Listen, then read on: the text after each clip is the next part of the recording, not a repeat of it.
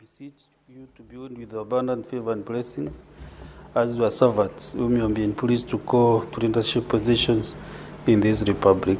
We seek guidance to treat and consider all matters that shall come under deliberation in so just and faithful manner as to advance the peace, prosperity, and welfare of our country and of those whose interests you have committed to our church. Amen.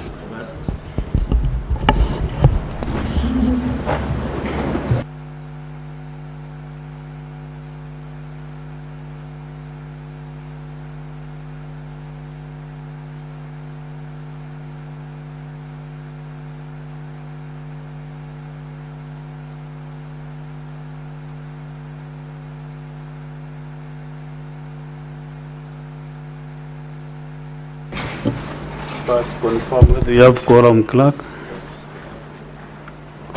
Sergeant Atams, ring the quorum bell for 10 minutes.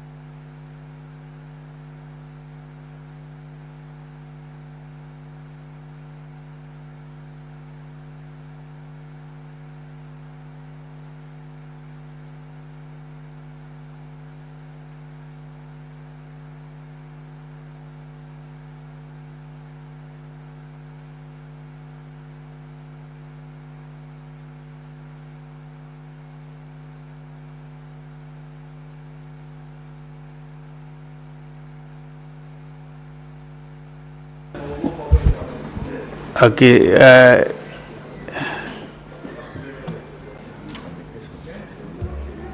Yeah, school. If we have a quorum, let's proceed, clerk.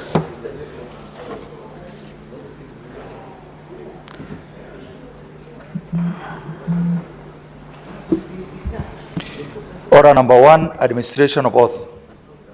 Next order. Order number 2, communication from the chair.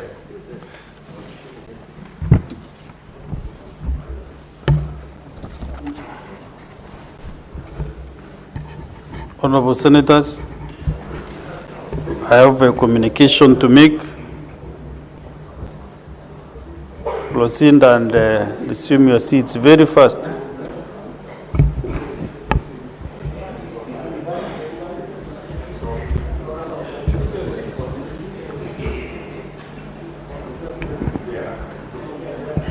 All the senators, when the chair is upstanding, the House should be silent.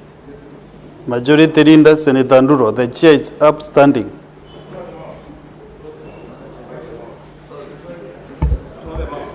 I have a communication to make on substantiation of a statement made by Senator Mboni Karwale, MP, during the sitting of the Senate held on Tuesday, 5th August 2025.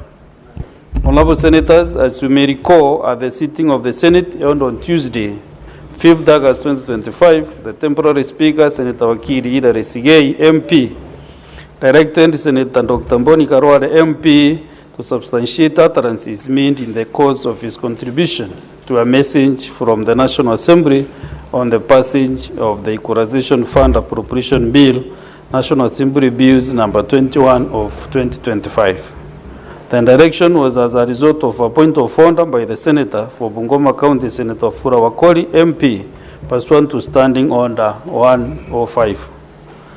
As Honorable Senators are aware, Standing Order 105 provides that 1, a Senator shall be responsible for the accuracy of any facts that the Senator alleges to be true and may be required to substantiate any such facts instantly. And 2, if a Senator has sufficient reason to convince the Speaker that the Senator is unable to substantiate the allegations instantly, the Speaker shall require that such a Senator substantiates the allegations not later than the next sitting day, failure to which the Senator shall be deemed to be disorderly within the meaning of Standing Order 121, which is disorderly conduct. Unless the Senator withdraws the allegations and gives a suitable apology if the Speaker so requires. This is a lengthy communication, so you can have the seat next to you. We conclude. So, Honorable Senators, in the course of his contribution, Senator Dr. Mboni Karwale, MP, made the following comment. He has descended to learn the bad manners of the Speaker of the National Assembly, who has reduced himself to an agent of the United Democratic Party, UDA, running around.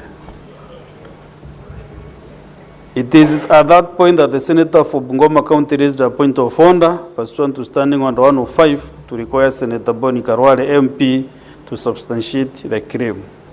Honorable Senators, Senator Dr. Mboni Karwale, MP, was not able to substantiate his statement as required pursuant to Standing Order 105.1 and subsequently requested the temporary Speaker, Senator Wakili Ida Resigei, MP, to provide the evidence at the next sitting day in accordance with Standing Order 105.2. Having acceded to the request, the temporary Speaker, Senator Ida Wakili Resigei, MP, directed that the Senator substantiates the allegation at the next sitting day. Pursuant to Standing Order 105.2, I now invite Senator Dr. Mboni Karwale, MP, to forthwith substantiate the claim as raised in the point of order by Senator Fura Wakoli, MP, failure to which Senator Dr. Mboni Karwale, MP, shall be deemed to be disorderly within the meaning of Standing Order 121.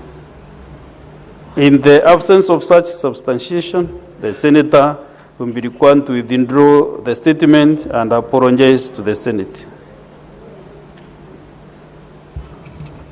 Senator Mboni Karwale. You can either table the evidence on the senators. Let me give Senator Mboni Karwale some guidance. You can either table evidence to substantiate the statement or simply withdraw and apologize. It is upon you to take the route you feel it is the safest and which can take you to Kakamega safely.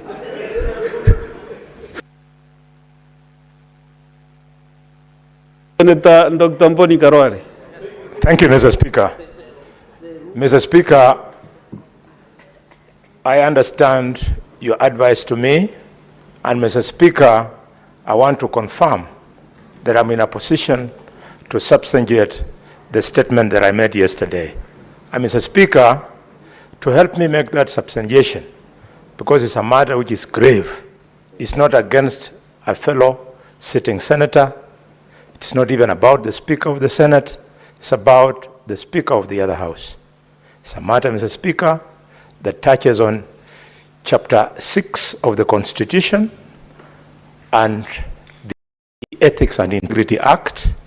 And Mr. Speaker, for this reason, I would like the House to allow me, having gathered evidence from Trans Nzoia to Kisumu, to Kakamega, to Busia, to Lamu, to Kirinyaga, Mr. Speaker, the House to allow me to invite the ICT department to play out this evidence, Mr. Speaker, so that I'm not belittled to be on a game of which hand, Mr. Speaker.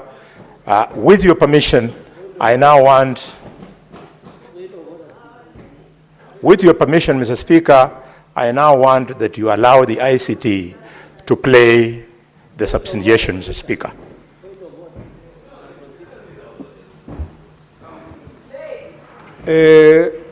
You know, I don't know the content of what you want to be prayed.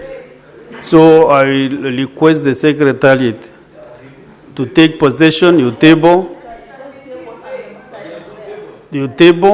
and then I will go and review that evidence. So, on the Senator Chalgei, you know you have no capacity to direct me on what to, the ruling I should make. I've sent you table the evidence that you have, because I told you there are two things. You table evidence to substantiate your statement.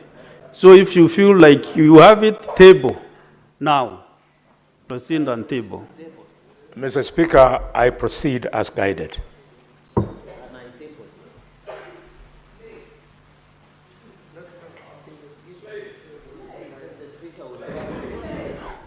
So at But Speaker, can you withdraw as you consider? Speaker, can you withdraw as you consider? So, Honorable Senators, this is not a simple matter. Yes. So, allow me to sleep over this evidence. I review it, and then, all the senators, and then give the communication tomorrow, whether it meets the threshold or not. Yes, that has been the procedure. I don't know who is out of order. Is it myself or who is out of order? So I have directed the matters, I have given direction. Pertaining to this issue until I review this evidence. What are you clarifying? This is not a matter of debate. It is a matter between the chair and the affected senator. I will give evidence after reviewing that evidence. It is so rude. Next order. No. Let me continue with the honorable senators. Order, Senator Wambua. Order, Senator Wambua. Order. This is a very simple, straightforward matter, and I don't know why you are making noise. You cannot. That is my ruling, and I've made it. Honorable senators, as you may recall, on 12th June 2025, I mean the detailed communication of the application of Standing Order 101 and personal statements pursuant to Standing Order 58. In the communication, I directed honorable senators to adhere to the provisions of Standing Order 101 while making contributions to debates in the Senate. I emphasize that it will be out of order for any senator to make adverse references to the personal conduct of office holders referred to in the standing order without a substantive motion. However, statements of facts are permissible in debates on a question before the Senate.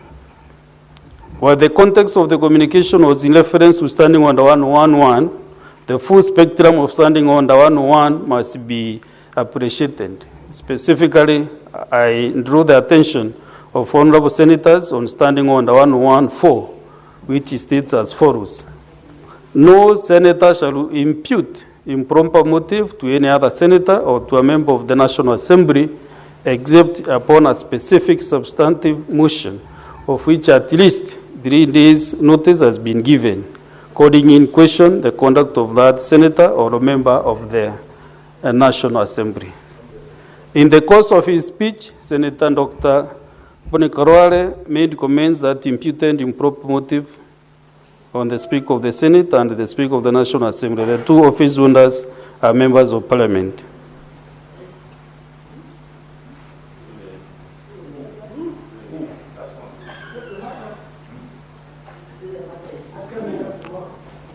Therefore, senators, let me not proceed from there because I'll determine whether the issue has been substantiated properly. So I leave it at that, honorable senators.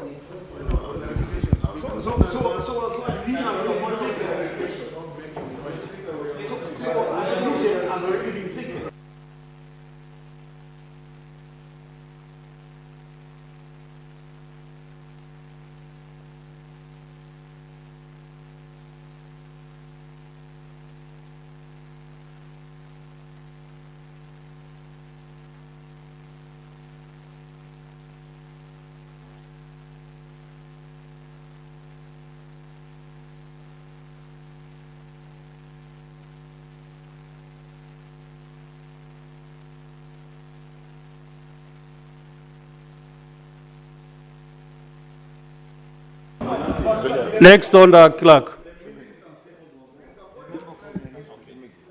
Order number Next 3, order. messages. Next order. Order number 4, petitions. Next order. Order number 5, papers. Senate Majority Leader.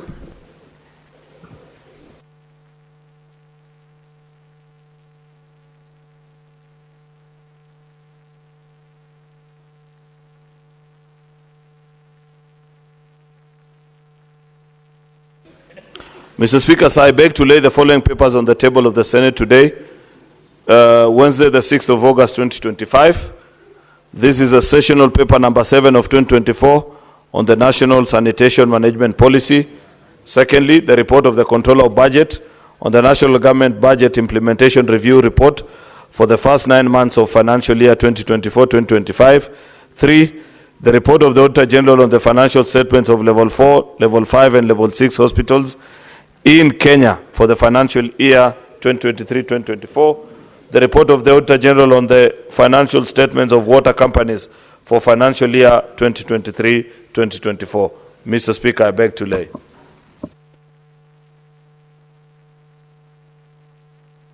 Honorable Senators, we have a supplementary order paper. Maybe you can switch into the supplementary order paper, which is in the gadgets. Next is Chairperson Committee on Delegated Legislation.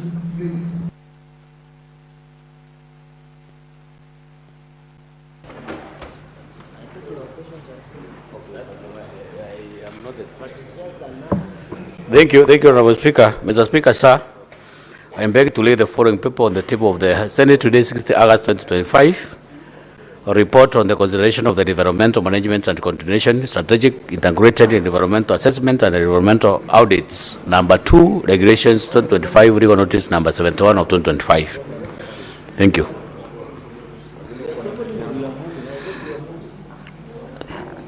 I am laying the same paper. I will just give the motions.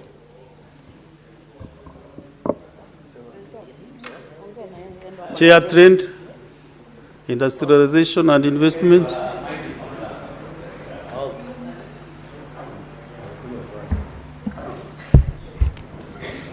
Mr. Speaker, sir, I beg to lay the following papers on the table of the Senate today, 6th August 2025. Report of the Standing Order of Trade, Industrialization and Tourism on the Cooperative Bill of 2024, National Assembly Bill number 7 of 2024. I thank you, Mr. Speaker. Okay, next order, clerk. Notices. Order number 6, notices of motion. Yes, sir. Senator Chair, Delegated Legislation. Give notice of motion.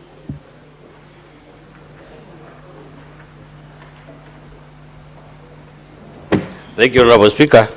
Honorable Speaker, I beg to give notice of the motion that the Senate adopt the report of the Select Committee on Delegated Legislation on its consideration of the environmental management and coordination, strategic and integrated environmental assessment and environmental audits number 2, regulations 2025, legal notice number 71 of 2025, laid on the table of the Senate on the Wednesday 6 2025, and that pursuant to section 18 of the Statutory Instrument, the Senate resolves to annul the environmental management and coordination, strategic and integrated environmental assessment and environmental audits number 2, regulations number 25, legal notice number 71 of 2025. Thank you, Honorable Speaker.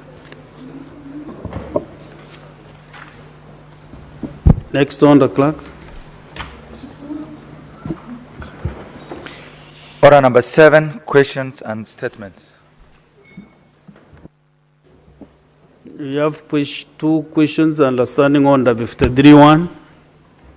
The first one from Senator Sigei Ilali, Wakili Ilali Sigei.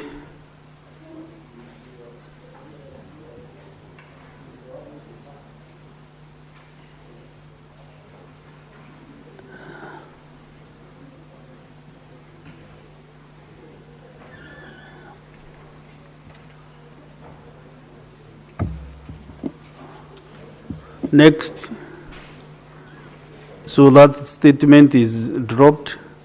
Next is Senator Lelengwe Lutumbesi.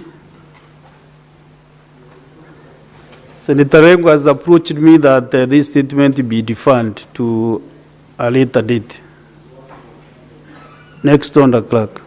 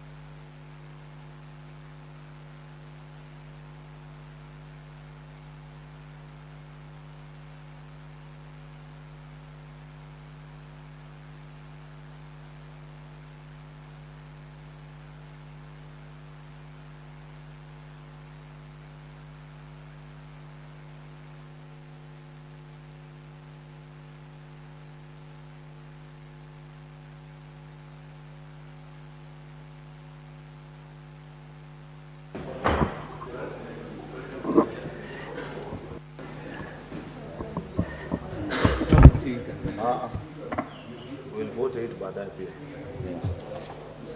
Because people will start talking, then they leave. So, Honorable Senators, let me rearrange the business to this order paper. We first dispense of putting the questions on order number 9, 10, and 11. Then we come back to order number 8, the chair and delegated. So, next order, clerk.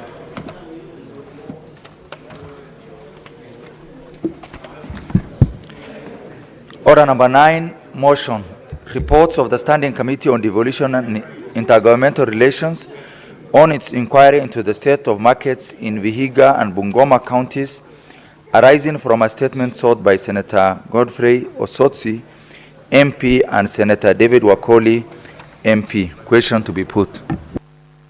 Honorable Senators, this motion does not affect counties, understanding only the 4-1, but let me first confirm from my clerk whether we have quorum. Do you help us put the question? Okay.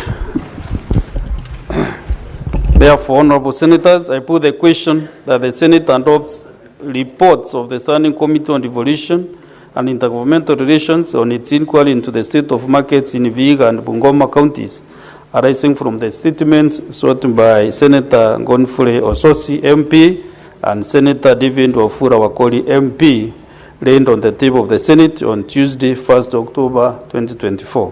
Whereas many as of that opinion say aye. Aye. Whereas many as of contrary opinion say nay, the ayes have it. Next order. Order number 10, motion. Report of the Standing Committee on Health on the County Oversight and Networking Engagements to Taita Taveta, Mombasa, and Kwale counties. Question to be put.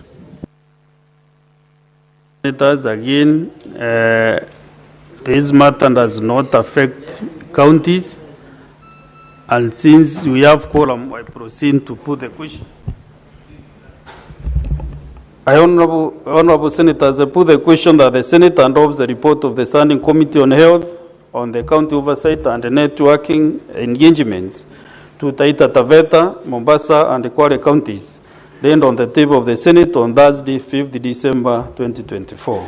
Will as many as of that opinion say aye? Aye. Will as many as of a contrary opinion say nay? The ayes have it. Next order, clerk.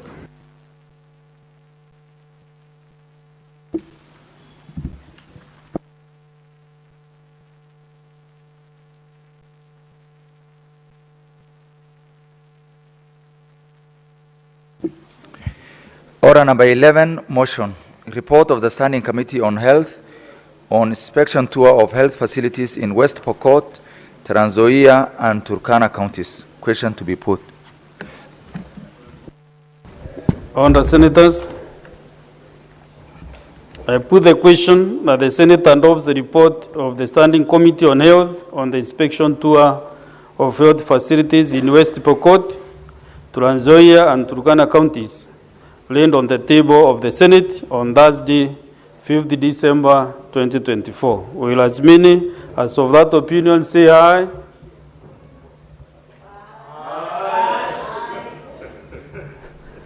Aye. Will as many, Senator Joyce Korir. Will as many as of a contrary opinion say nay? The ayes have it.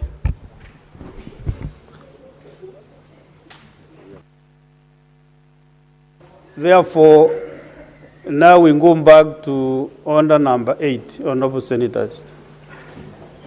Senator Mboni Karore, you know when the chair is up standing again, I want to remind you. Yeah, I can see you are really testing my cool. Yeah. So Senator Karore, you know Senator Mboni Karore sometimes behaves nicely. Until now you went to talk to him, and he started laughing. Senator Mwenda Gataya? Who is the owner? Yeah? Okay, just a minute. Next one, the clerk. Order number 8, motion. Report of the Select Committee on Delegated Legislation on its consideration of the environmental management and coordination, strategic and integrated environmental assessments and environmental audits. Number 2, Regulation 2025, Legal Notice number 71 of 2025. Chair, delegated registration.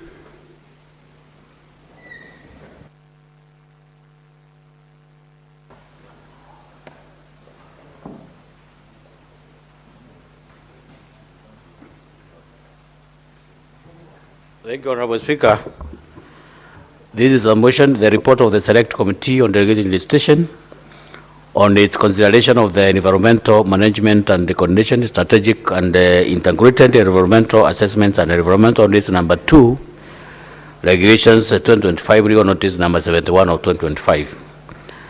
That the Senate adopt the report on the Select Committee on Delegated Legislation on its consideration of the environmental management and coordination, strategic and integrated environmental assessments, and the environmental audits number 2, regulatory number 2025, legal notice number 71 of 2025, laid on the table of the Senate on Wednesday, 6 August 2025, and that pursuant to Section 18 of the Assessment Instruments, the Senate resolved to annul the environmental management and coordination, strategic and integrated environmental assessments and environmental audits number 2, regulation number 2025, legal notice number 71 of 2025. Honorable Speaker, my committee was able to go through the report of these regulations, and it's unfortunate that quite a number of issues were not observed, including the public participation.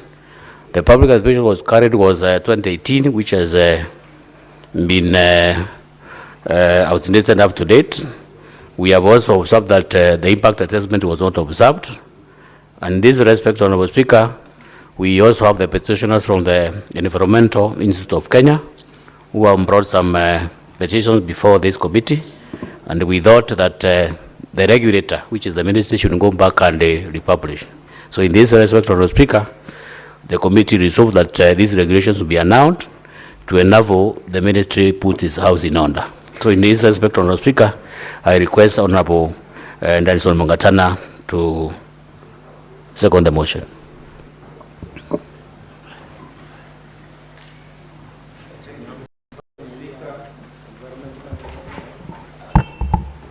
Thank you, Mr. Speaker.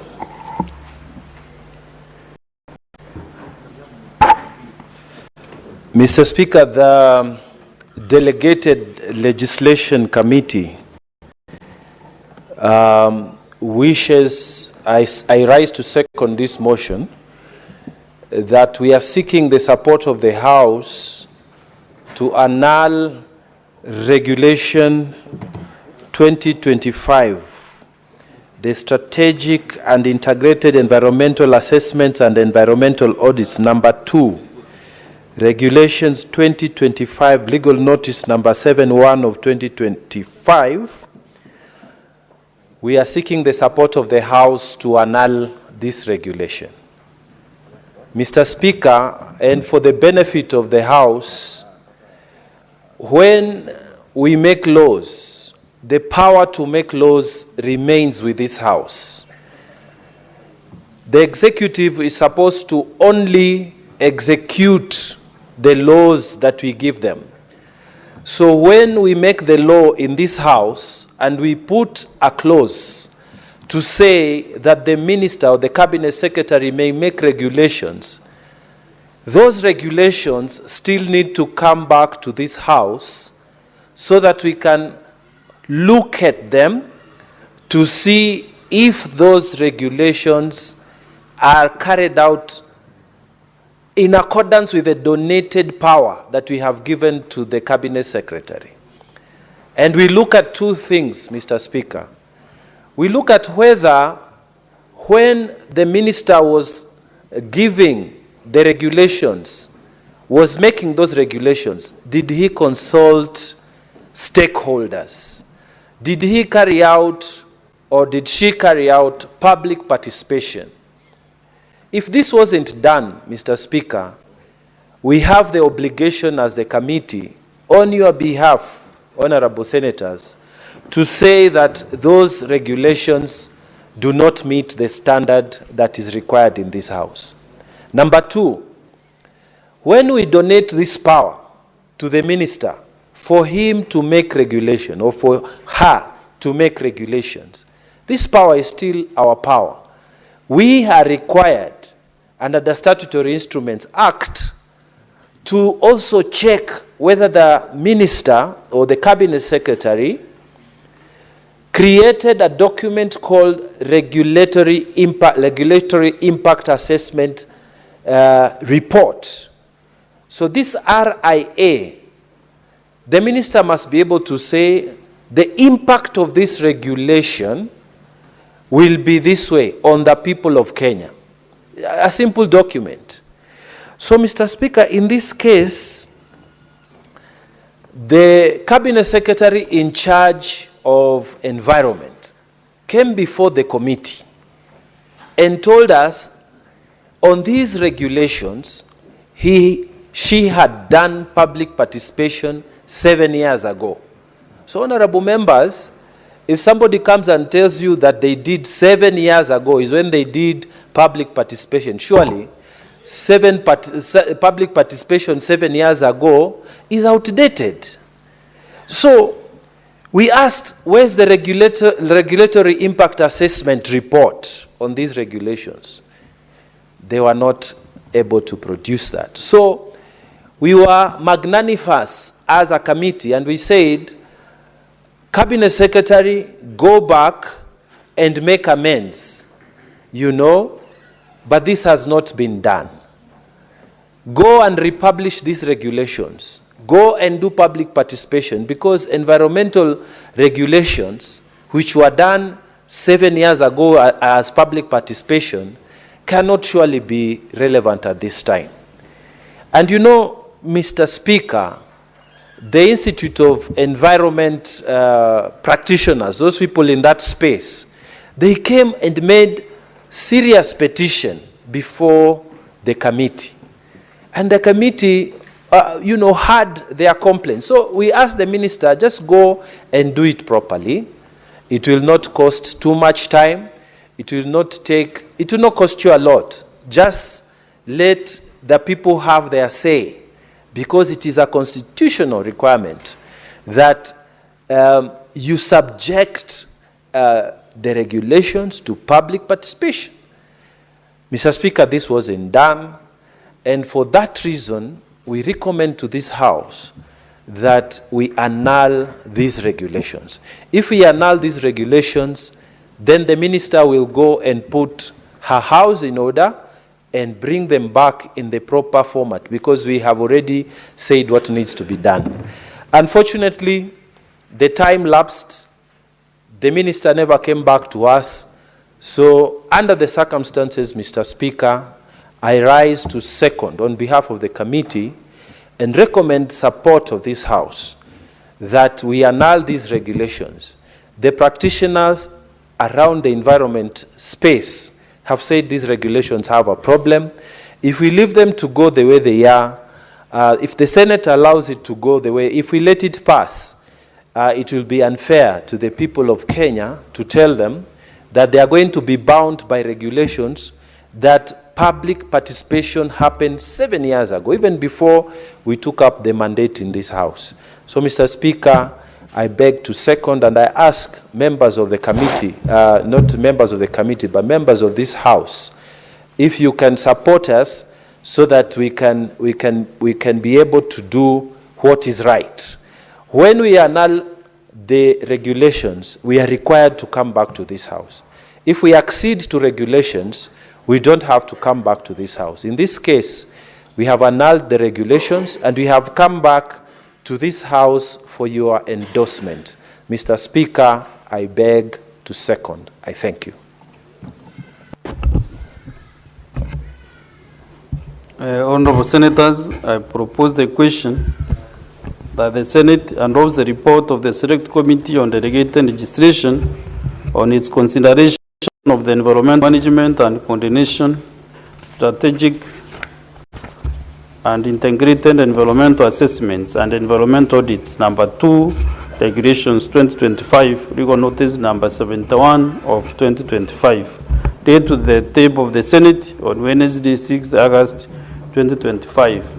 And pursuant to Section 18 of the Statutory Instruments Act, the Senate resolves to annul the environmental management and coordination, strategic and integrated environmental assessments and environmental audits number 2, regulations 2025, legal notice number 71 of 2025.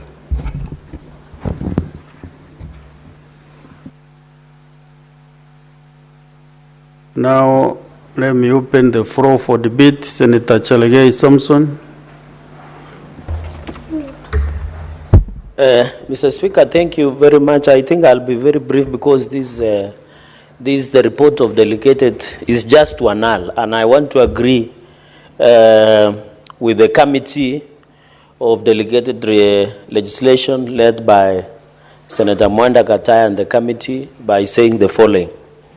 Mr. Speaker, under Article 10 of the Constitution, one of the cornerstones of any engagement on national values and principles of good governance is public participation. It is shocking that the cabinet secretary concerned would go ahead and bring a public participation that was done 7 years ago. Mr. Speaker, it is embarrassing, and it is one of the lame excuses, an unfortunate report that was taken. I think is it called laziness? Because how do you bring a report of 7 years? Many things have changed. We didn't have artificial intelligence, we now have. Mr. Speaker, children who are not born yet there are now in PP1, PP2. Mr. Speaker. Mr. Speaker, people who had disappeared 7 years ago have been declared presumed dead under the law. So, Mr. Speaker, what are we saying? You know, this is the incompetence that we try sometimes to call out, Mr. Speaker. That this is incorrigible incompetence. You cannot bring, Mr. Speaker, and I want to thank the Committee of Delegated Legislation. In Kiambu, Finance Bill of 2013, the courts reasoned and say one of the critical and ingredient of modern day era under post-Constitution 2010 of Kenya was something called public participation, Mr. Speaker.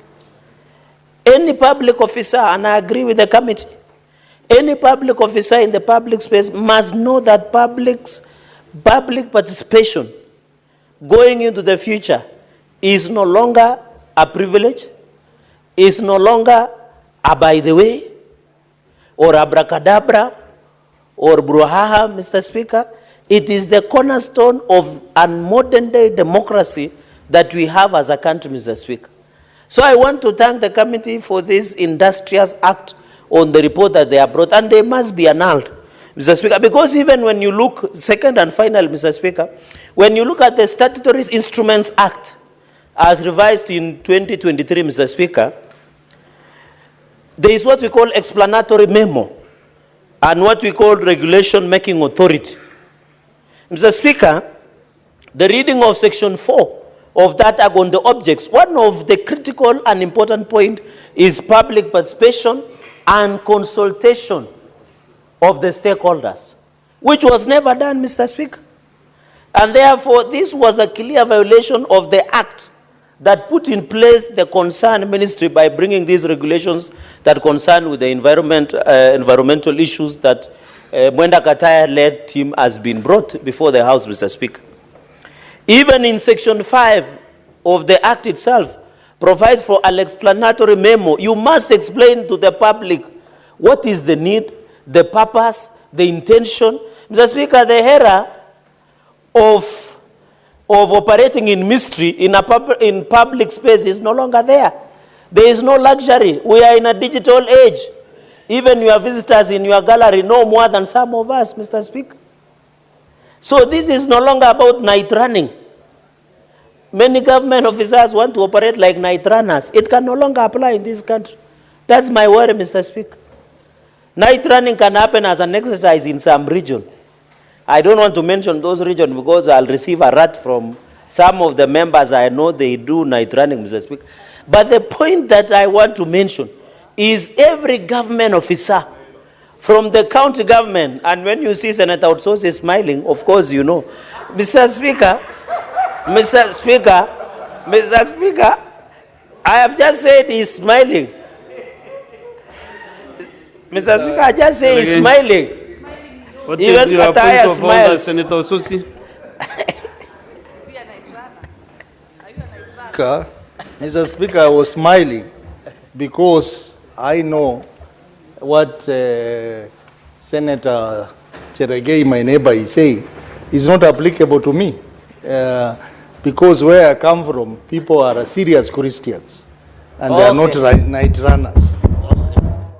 Yeah. Proceed. Mr. Speaker, my apologies. I know him as a serious Christian. Every Sunday he attends a number of churches. I don't know why Senator Kalwale is uncomfortable. Unless he knows where the night runners are. He can discuss with me under chai and mandazi later in the lounge. Mr. Speaker, and that is why when you look at Section 7, in conclusion, there must be reasons. The point I'm trying to drive home, hot and dry, Mr. Speaker, is very simple. That the officers at county and national government should know you can no longer operate in secrecy in matters of the public. Anything that concerns the public, be it policy, be it legislative, be it any action, you must account to the public. And the only way to account to the public, Mr. Speaker, is through public participation. I salute, Mr. Speaker, and I know it will go in answer, the Committee of Delegation. And I know even our courts are watching. And I want to thank Senator Mwenda Kataya, because most of the decisions we make on the floor of the House, sometimes, mutatis mutandis, courts of law borrow the reason of Parliament because they believe we have more weight because we are the representatives of the people, as per Article 96, Mr. Speaker. So to Mwenda Kataya-led committee, I celebrate you, Mr. Speaker. This is a very direct matter. Let's move and annul. Call the minister in charge in order, Mr. Speaker.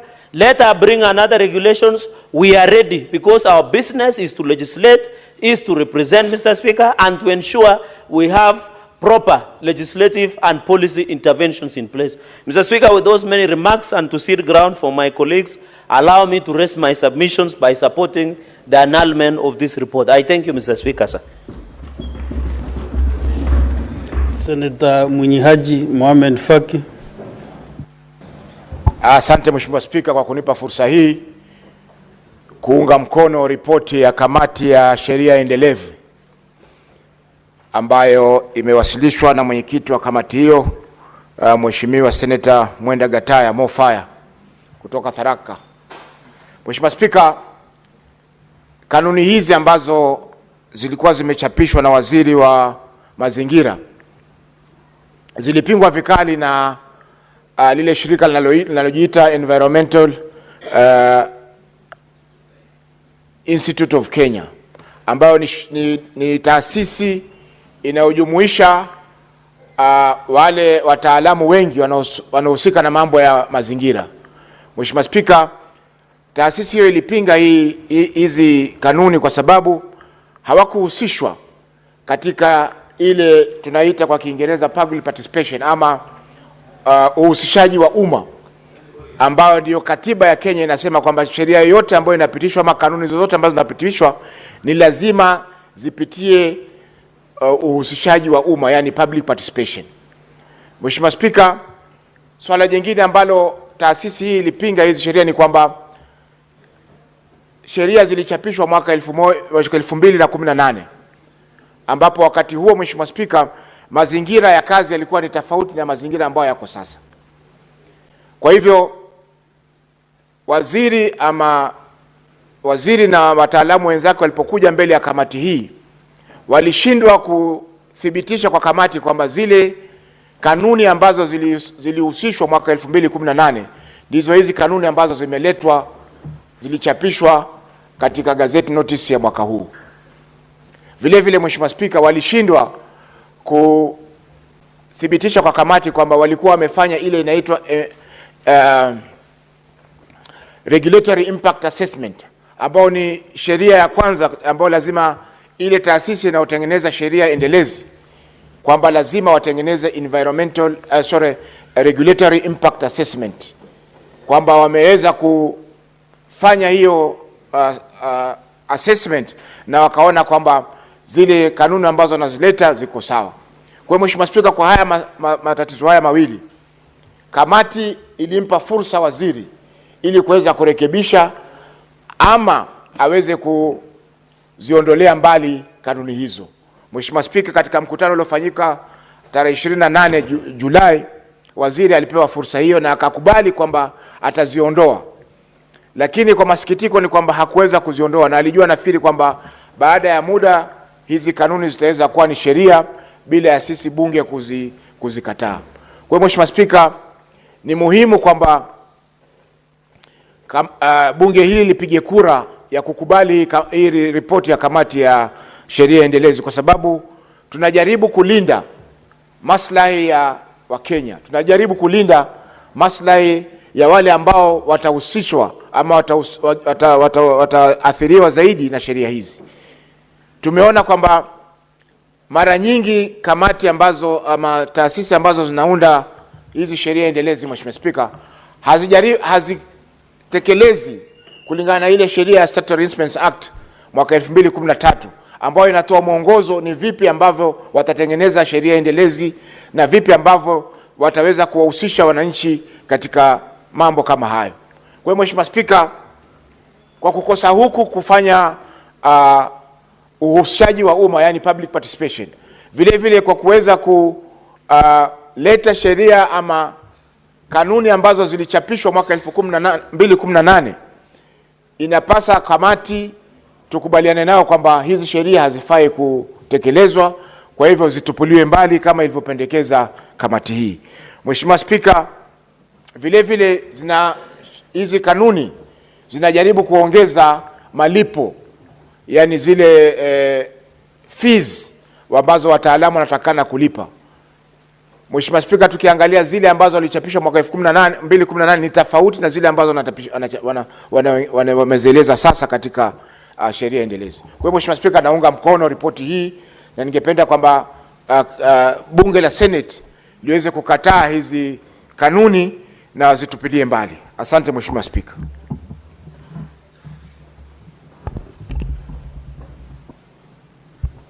I have this communication to make on the students visiting from the Starehe Boys Center and School and Alliance High School and the school's voluntary services scheme, VSS. Honorable Senators, I would like to acknowledge the presence in the Speaker's gallery this afternoon of students from Starehe Boys Center and School and Alliance High School.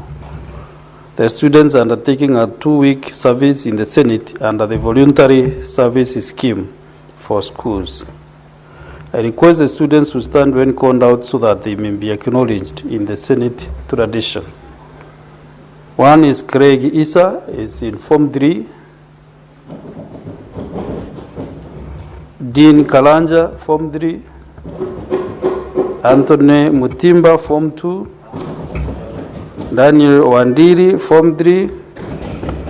Collins Jugona, Form 3. Melvin Mugambi, Form 4. Moses Bruce, Form 3. Enoch Mogile, Form 2. Yes. In our usual tradition of receiving and welcoming visitors to Senate, I extend a warm welcome to the students, and on behalf of the Senate and on my own behalf, wish them a fruitful visit. Thank you.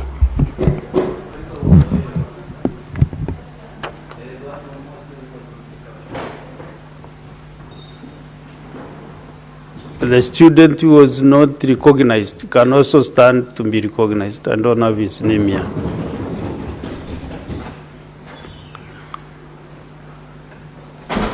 Any former student or alumni of Alliance High School?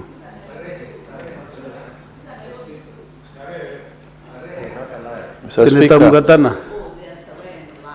I am an alumni of Alliance High School, so may I take this opportunity, Mr. Speaker, to join you in welcoming the students from the good old school.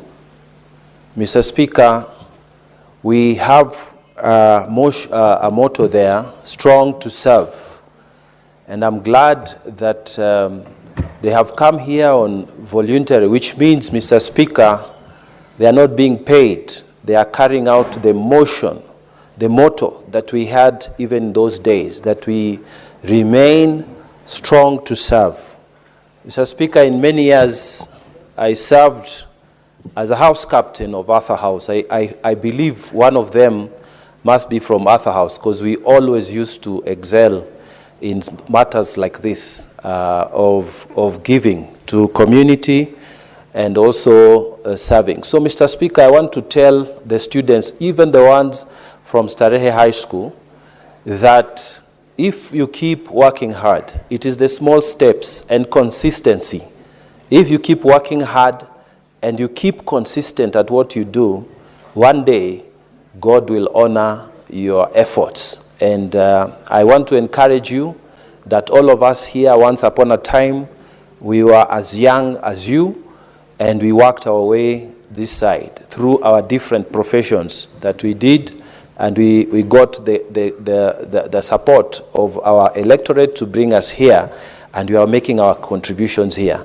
We want to encourage you to also aspire to one day sit not at the gallery but here, fighting for your people's rights and making this country better. With those many remarks, Mr. Speaker, I beg to welcome them. Thank you. Very well. Let's go back to the business of the day, to the motion. Senator Kisang William. Thank you, Honorable Speaker. Honorable Speaker, I also rise to support the annulment of the regulations as brought by the Chair of Delegated Legislation, Senator Mofaya. Honorable Speaker, the institutions need to know that, the making of laws is a preserve of Parliament. It's for both this House, the Senate, the National Assembly, and it's also very clear in Article 96 of the Constitution that our mandate is representation, legislation, and oversight, Honorable Speaker.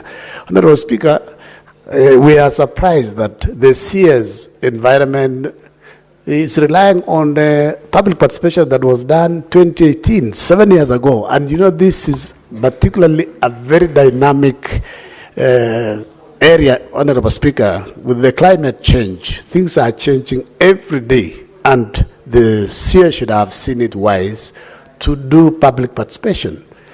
Colleagues have said this is basically being lazy, either lazy or incompetent, Honorable Speaker. That's why it's important that we annul to pass a message to the CSs. We have donated powers to do regulations to ensure that they consult the stakeholders thoroughly, Honorable Speaker. Otherwise, we can pass in this House, and then outside there, the courts will basically, somebody will go to court and the regulations will be basically suspended. Honorable Speaker, public participation is a good thing. It's very healthy. It is good to engage people.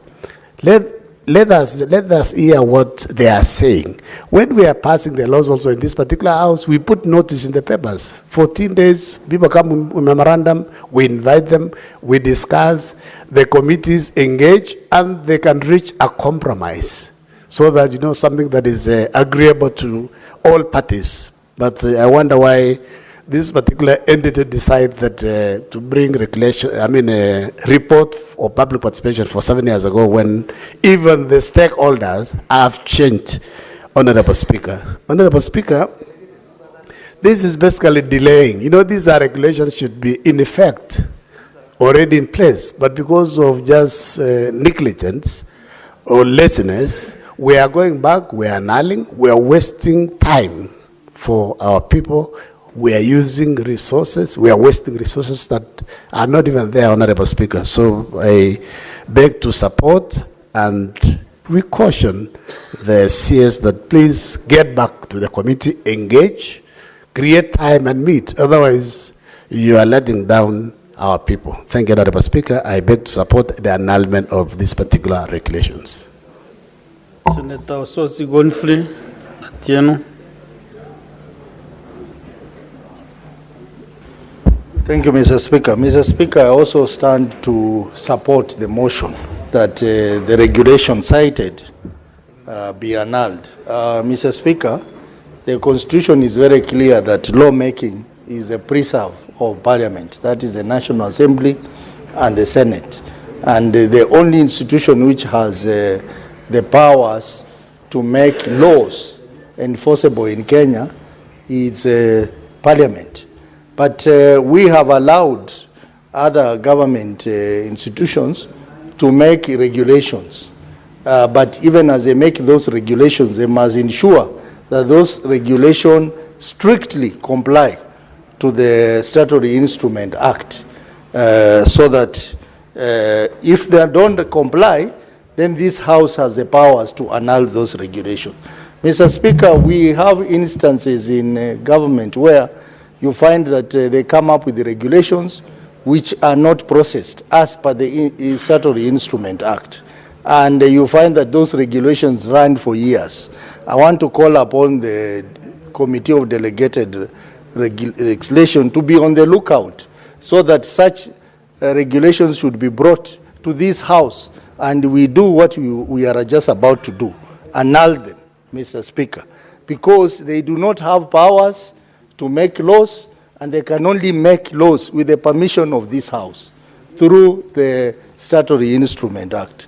So I want to agree that if regulations have not aligned to the requirements of the Statutory Instrument Act, particularly on the issue of public participation or compliance to the Constitution, then those regulations should be annulled.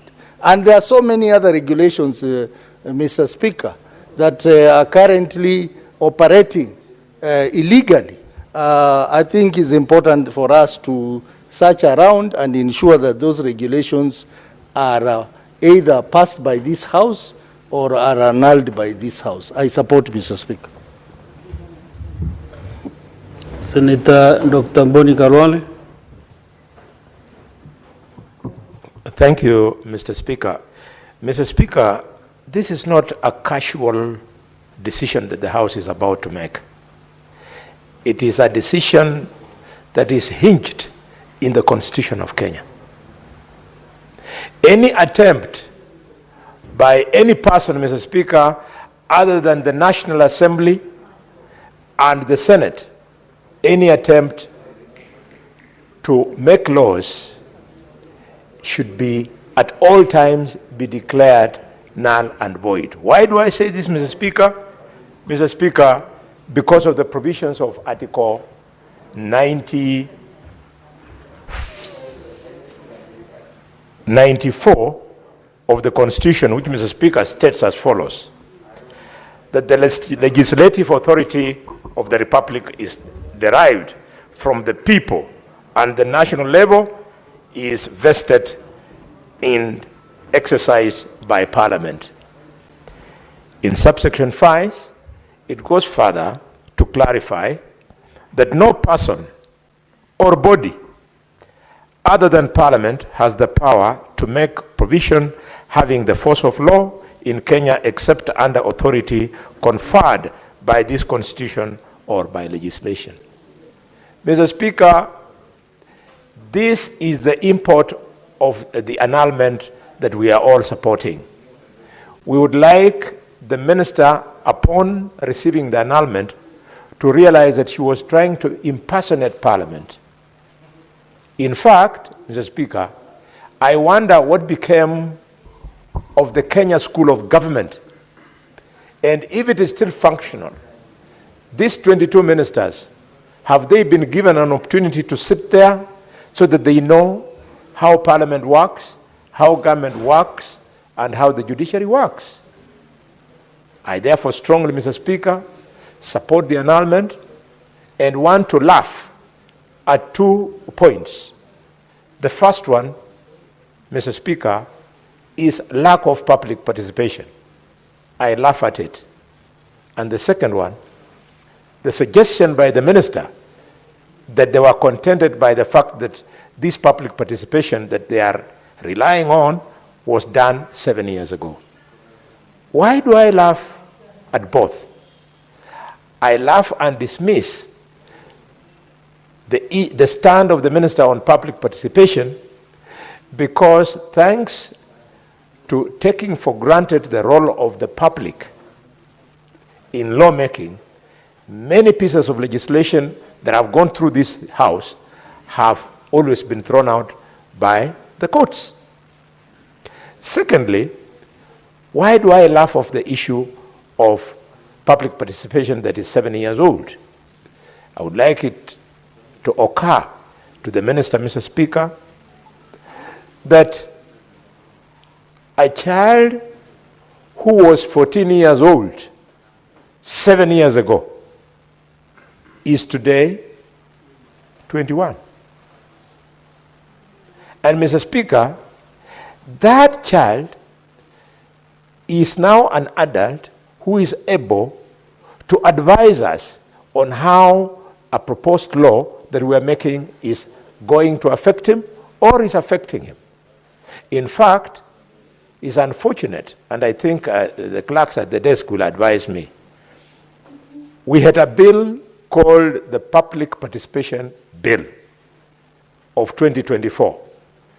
I have missed a total of 5 sittings in this parliament. I don't know whether that bill was able to pass through. If it has not, then we need to see through the Public Participation Bill so that we create the act for all who care to understand the irreducible minimum for public participation. Why, Mr. Speaker? Because there are 3 strong pillars in public participation which you cannot take for granted, and the Minister better appreciates this. 1, we have the political pillar. 2, we have the pillar on policy. And finally, Mr. Speaker, we have the social pillar. They are not things that can just be wished away. If you don't address these things, Mr. Speaker, that is how we end up with laws that are either in conflict with other laws, or in conflict with the Constitution, or in conflict with the aspirations of the people who have donated the sovereign power to us. Mr. Speaker, I support the committee that we are now. Thank you. Majority Leader. Senator Alon Cheruyoti. Mr. Speaker, I have tried to get a copy of this report for a while now because I wanted to read and establish the full reasons. It has taken time, but nonetheless, I'll comment on a very specific thing that I wanted to say. You know, Mr. Speaker, we live in a country where, for whatever reason, saying bad things about institutions, about individuals that are in public office, seem to be the vogue thing. And everybody is trying to outdo each other, Mr. Speaker, on public platform, here in Parliament, in funerals, to say the nastiest things about public institutions and individuals. I don't understand, Mr. Speaker, as a public figure, what people gain from doing such. Because unfortunately, Mr. Speaker, I have, with a bit of experience, taken time to study and appreciate the world as it is today, and realize that there is nothing unique about us as a country. We have all the indicators and the markers of a great republic. But unfortunately, due to obsession with negativity, Mr. Speaker, if somebody was to learn from us, they would imagine that perhaps they live in the world's most filthiest or most corrupt nation. Yet look at what we are doing this afternoon, Mr. Speaker. A committee of the Senate is annulling regulations that have been proposed by the executive. You will never find this in a headline. But you dare make a decision, Mr. Speaker, where you agree with something that has been proposed by the executive. Tomorrow, the Standard newspaper will carry a headline: Parliament disappoints again. Social media critics, very useless people, Mr. Speaker, some of whom have absolutely no record of anything useful they've ever done in this life, but are very critical of this institution called Parliament, Mr. Speaker, simply because they hold a different view. And sometimes Parliament does things which in their wisdom, Mr. Speaker, consider to be right. What am I pursuing, Mr. Speaker?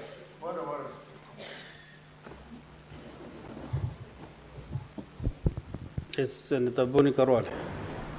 Mr. Speaker, I'm sorry to interrupt, but I just would like to request the Senator of Kericho to consider withdrawing the unparliamentary remark that the people on social media are useless people. We have many people, including the President of the United States of America, is on social media. The President of Kenya has the biggest following on social media. I have a following running in millions on social media. We are not useless. Is it in order to use unparliamentary language against all of us who use social media, Mr. Speaker? Could he be asked to withdraw and apologize? Mr. Speaker, I know the Senator for Kakamega is an addict of social media and loves that space. Perhaps he may even have been scrolling his phone. That's why he didn't get my comments. I said there are some. That's very basic and elementary, which I'm sure my whip understands. That it is not a wholesome condemnation of everybody who uses social media. That there are people, in fact, I was quick enough to qualify, that there are people of no known achievements, but they have made it their business, Mr. Speaker, to disparage this house when it does duty on a certain item to which they disagree with the eventual finding. And I said, today is one such occasion, Mr. Speaker, that, for example, if Parliament was to do, if today we were to agree with the report of this committee and we eventually vote on it and agree with them, like many of us are saying, that if our committee on delegated legislation is telling us, good people, reject these regulations, it would be a good thing, because many times you are criticized and are told you are an appendage of the executive, that you agree with everything. But there are many times, Mr. Speaker, that this House does great things. And it doesn't mean necessarily, Mr. Speaker, that disagreeing with the executive is a great thing. Agreeing with them also is equally as good, Mr. Speaker. Because Parliament is independent and it makes its decision based on what is on the best interest of the people that vote for you to come to this House, Mr. Speaker. Therefore, I want to request that on days such as this, Mr. Speaker, that Parliament flexes its muscles and sends a minister back to the drawing board and says, on this one we do not agree. Just like on other days we agree with them, Mr. Speaker, that it should be given equal prominence as they do. In fact, because now my whip, Senator Boni Alwale, has mentioned about social media, and I know he's an avid user, Mr. Speaker, he will help by either tweeting, which I know he loves doing, or on his Facebook account, to give an account of many such decisions when Parliament takes it. Because when you read through what people say sometimes, you'd think that there's nothing useful that Parliament does. Yet each afternoon, Mr. Speaker, we transact business that is meaningful to the country. The decisions are informed by what is the collective good interest, Mr. Speaker, of the people that you represent in this House, Mr. Speaker, which may not necessarily be that which somebody else may want, either a newspaper editor, a commentator on social issues, Mr. Speaker, a particular politician, Mr. Speaker. You know, unfortunately, our hands are tied most occasions because we don't work for ourselves. We are simply but employees of other people who send us here and say, transact in my best interest, make a decision. This is a very important regulation, for example, because the climate change, Mr. Speaker, and environment management and coordination is a very topical issue globally. Countries, Mr. Speaker, hoggle over each other on these positions. In fact, there's a lot that has been said about other countries that have walked away from commitments that have been made in other places in the climate. The UN Secretary General, Mr. Speaker, for example, spends tons of time speaking on this topic every time he addresses a gathering of the UN or even in public spaces, because climate change is real, Mr. Speaker, and it's affecting our life on a daily basis. And that is why Parliament is telling the minister that you must do the right thing, that you must follow the laid down procedure, that we just amended the Statutory Instruments Act, Mr. Speaker, and drawn from the power granted by the Constitution, Mr. Speaker, have agreed that Parliament has the final say on this, that the people's representatives will either give you the nod to set the regulations or disagree with you if you don't do it in accordance with the law. Public participation, Mr. Speaker, I want to say that Parliament, and I heard somebody say, I don't know who spoke about public participation. It is us as an institution that has failed the country. How can it be, Mr. Speaker, that 13 years after the promulgation, actually 15, this is 2025, after the promulgation of the new constitution, Mr. Speaker, for 3 terms of Parliament, we have been unable to pass legislation that guides public participation, Mr. Speaker. As such that institutions, public entities, county assemblies, judiciary, all these bodies, Mr. Speaker, are left groping in the dark, trying to establish what exactly is public participation. Citizens are fully aware about this, and many times when you make a decision, and it could be a decision even as simple as establishing a secondary school in a primary school ground, as is normally the case back in our villages. If you find a primary school that has a lot of space, many times you find the parents gather and they say, we want to establish. Therefore, we are calling upon you, our MP or senator or whoever, to help us establish an institution. Then another faction emerges and they say, no. We need to be consulted. We are the stakeholders. So citizens appreciate the importance of public participation, Mr. Speaker. But as Parliament, we haven't done justice to the country. I know there is a law before the National Assembly, Mr. Speaker, on public participation. And it has taken a while in our counterpart house. It will be important, Mr. Speaker, for us to conclude. Actually, it will be monumental failure on our part, Mr. Speaker, if we conclude this session of Parliament without a substantive law on public participation. Last time we tried. The Senator for Busia, then Senator Amos Wako, brought a bill before this House, and we passed it. Unfortunately, our colleagues in the National Assembly had a different view on that matter, on how that matter needs to be handled. Being the House that we are, Mr. Speaker, which is the House of Reflection, as most Senates are, Mr. Speaker, we are waiting what will be the eventual decision on that matter. Because eventually, Mr. Speaker, once they pass that bill, and I hope they can do it even during this period as we conclude on, as we head on our recess, Mr. Speaker, in the next few hours, I think by tomorrow afternoon, by the time we come back in September, hopefully, Mr. Speaker, if there is no interruption, you know, Mr. Speaker, I don't know why, for some very weird reason, each time we are just about to go on recess, you see a notice of an impeachment of a governor. And somehow it interferes with our programs, Mr. Speaker. So maybe probably we need not to go on any recess if we want governors to survive. Mr. Speaker, I've just seen a notice somewhere as well. I don't know for which county, Mr. Speaker. But I'm just concerned, Mr. Speaker, that each time after we have worked so hard, and we are about to proceed on recess, Mr. Speaker. Just a minute, Majority Leader.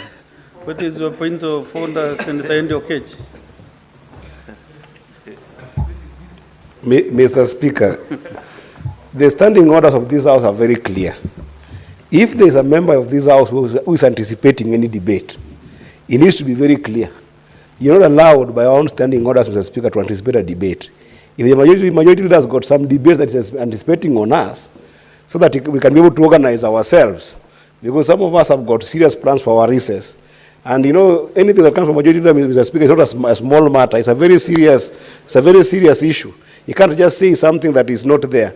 So is it in order for majority leader, Mr. Speaker, to anticipate a debate that we don't know about? And if he's anticipating one, why can't he just declare to us so that we can know, Mr. Speaker? The issue is, Senator Okech is asking you to disclose which county is this. I don't know for what Mr. Speaker, reasons. I know Senator Okech's interest in this matter. It is not a debate, Mr. Speaker, but I will choose not to indulge, Mr. Speaker, in that conversation. But the point I was making, Mr. Speaker, is that as a House, even in these matters where county assemblies consult citizens, either with their budget, impeachment proceedings, they struggle Because as a House, we have not provided guidance on who needs to be consulted. Many times we have read, and I think Senator Boni Alwale referred to it, that there are many laws that are annulled simply on the basis of lack of proper and meaningful public participation, Mr. Speaker.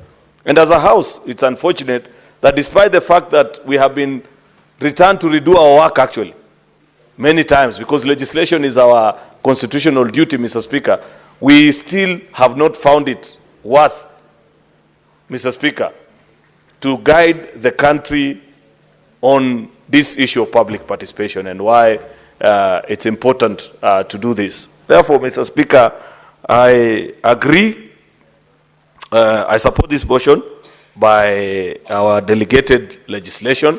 I hope, Mr. Speaker, that somehow in the course of the afternoon, actually, at least a soft copy of the report, Senator Mofai, you can share with us on the platform, official business platform, so that beyond the reasons that have so far been canvassed, because the reasons that you are speaking to are the ones that we had you speak to in your moving notes. I want to believe there are more reasons why you annulled these regulations, Senator Mofai, and it will be good for the House to be properly guided. But with those main remarks, Mr. Speaker, I support the decision to annul these regulations and hope that when the minister finally gets an opportunity to redo them, that they will respect the institution of Parliament, because this is not our duty. We are just simple servants of the people who are exercising delegated power. I thank you, Mr. Speaker.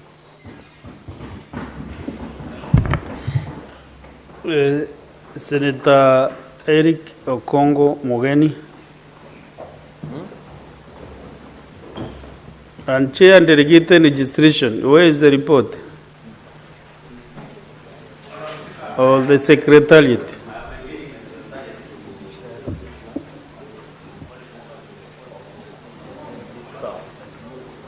Okay. That will be shared shortly. If it is on the same matter, Sifuna, Senator Sifuna. Speaker, I just wanted to bring to your attention that I have complained previously that my unit keeps failing, and therefore I will not appear on your list. As a leader of this House, I don't want to impute any, what is it called?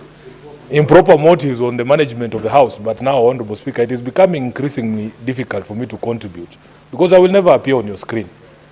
I wish that that issue be resolved because I also have things to say. Thank you, Honorable Speaker. You appeared on my list this morning. What has happened? In the morning, this is the reason I wanted to attract your attention, because this keeps happening. Even yesterday, my unit was failing. No, Senator, and I can see you are on the screen. And Honorable Speaker, perhaps that is why the majority leader can see things that I can't see. Can you confirm whether Senator Ende has removed my your unit card? is not working. Somehow. Who are you informing, Senator Faki Mohammed?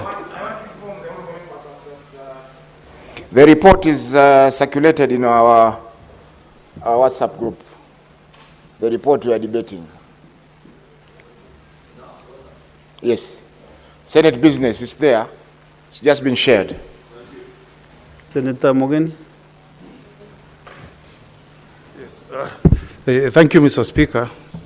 Mr. Speaker, I'm rising to support the motion that is on the floor by my good friend, Senator Mwenda Gataya.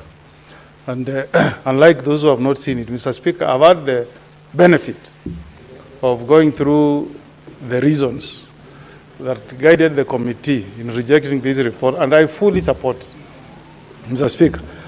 Mr. Speaker, if you go through the report, the CS, with tremendous respect to him, is purporting to bring regulations before this House for adoption, basing public participation that was held more than 7 years ago. And I mean, how unserious can a cabinet minister holding office in the Republic of Kenya be, Mr. Speaker, doing public participation 7 years ago, and then you bring a report for adoption, the regulations, not the report. You bring the regulations to the Senate of the Republic of Kenya 7 years after public participation. Honorable members, can we reduce on the consultation and listen to Senator Mogeni, please? Yes. And so, Mr. Speaker, there are very good reasons. If you read through this report, through the report of the committee, there are very valid reasons, Madam Speaker, why they have proposed that we should reject these regulations. And Mr. Speaker, I'm happy that the majority leader for once has agreed that this house is not a conveyor belt for the executive. Mr. Speaker, because what is out of order? I've just restated what he said, maybe in a lawyer's language. Senator Majority Leader, what's the point of order? Senator Mogeni, please. Mr. Speaker, he's even making it worse when you say you use the lawyer's language, because it means then it's, Mr. Speaker, either that lawyers, anyway, I don't want to get to the, let me get to the substance of what you said, which I don't agree with. You said that for once has agreed, Mr. Speaker, that, sorry, Madam Speaker, my apologies. Did you hear Senator Omogeni impute improper motive on me as a majority leader, Mr. Speaker, by alleging, Madam Speaker, that for once the majority leader has accepted that Parliament is not a conveyor belt? I thought on every afternoon, Madam Speaker, we debate matters of this House and vote as a House, my position on any matter notwithstanding. Therefore, it's completely unfair, and he's imputing improper motive on my part, Madam Speaker, claiming that I turned the business of this House into a conveyor belt. Is he in order, Madam Speaker?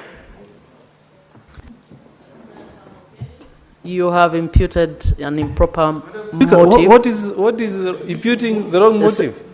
What I've stated is actually on record. If we go through the answer, you could see. What is on record? Yeah, what I said, Madam Speaker, and I'm doing this building up on the submissions.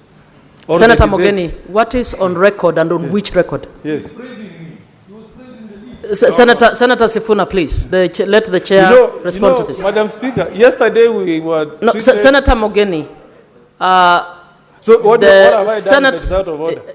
No, what he has said you have imputed an improper motive. We can bring a dictionary by saying that for once, that he said for once, can I have a dictionary? We look at, he has considered. Senator Mogeni, if you listen to me, then you will. It's not about the dictionary. We are not doing the analysis. Please listen to me. He says you have imputed an improper motive by suggesting that for once he is admitting that Parliament is not a conveyor. Yeah, at least he's on the good side of history. That's what I was saying. Which means he otherwise thinks that Parliament is a conveyor belt. I mean, Madam Speaker, you know history. Senator Mogeni. You know, Madam Speaker. Senator Sifuna, this is a matter between Senator Mogeni and.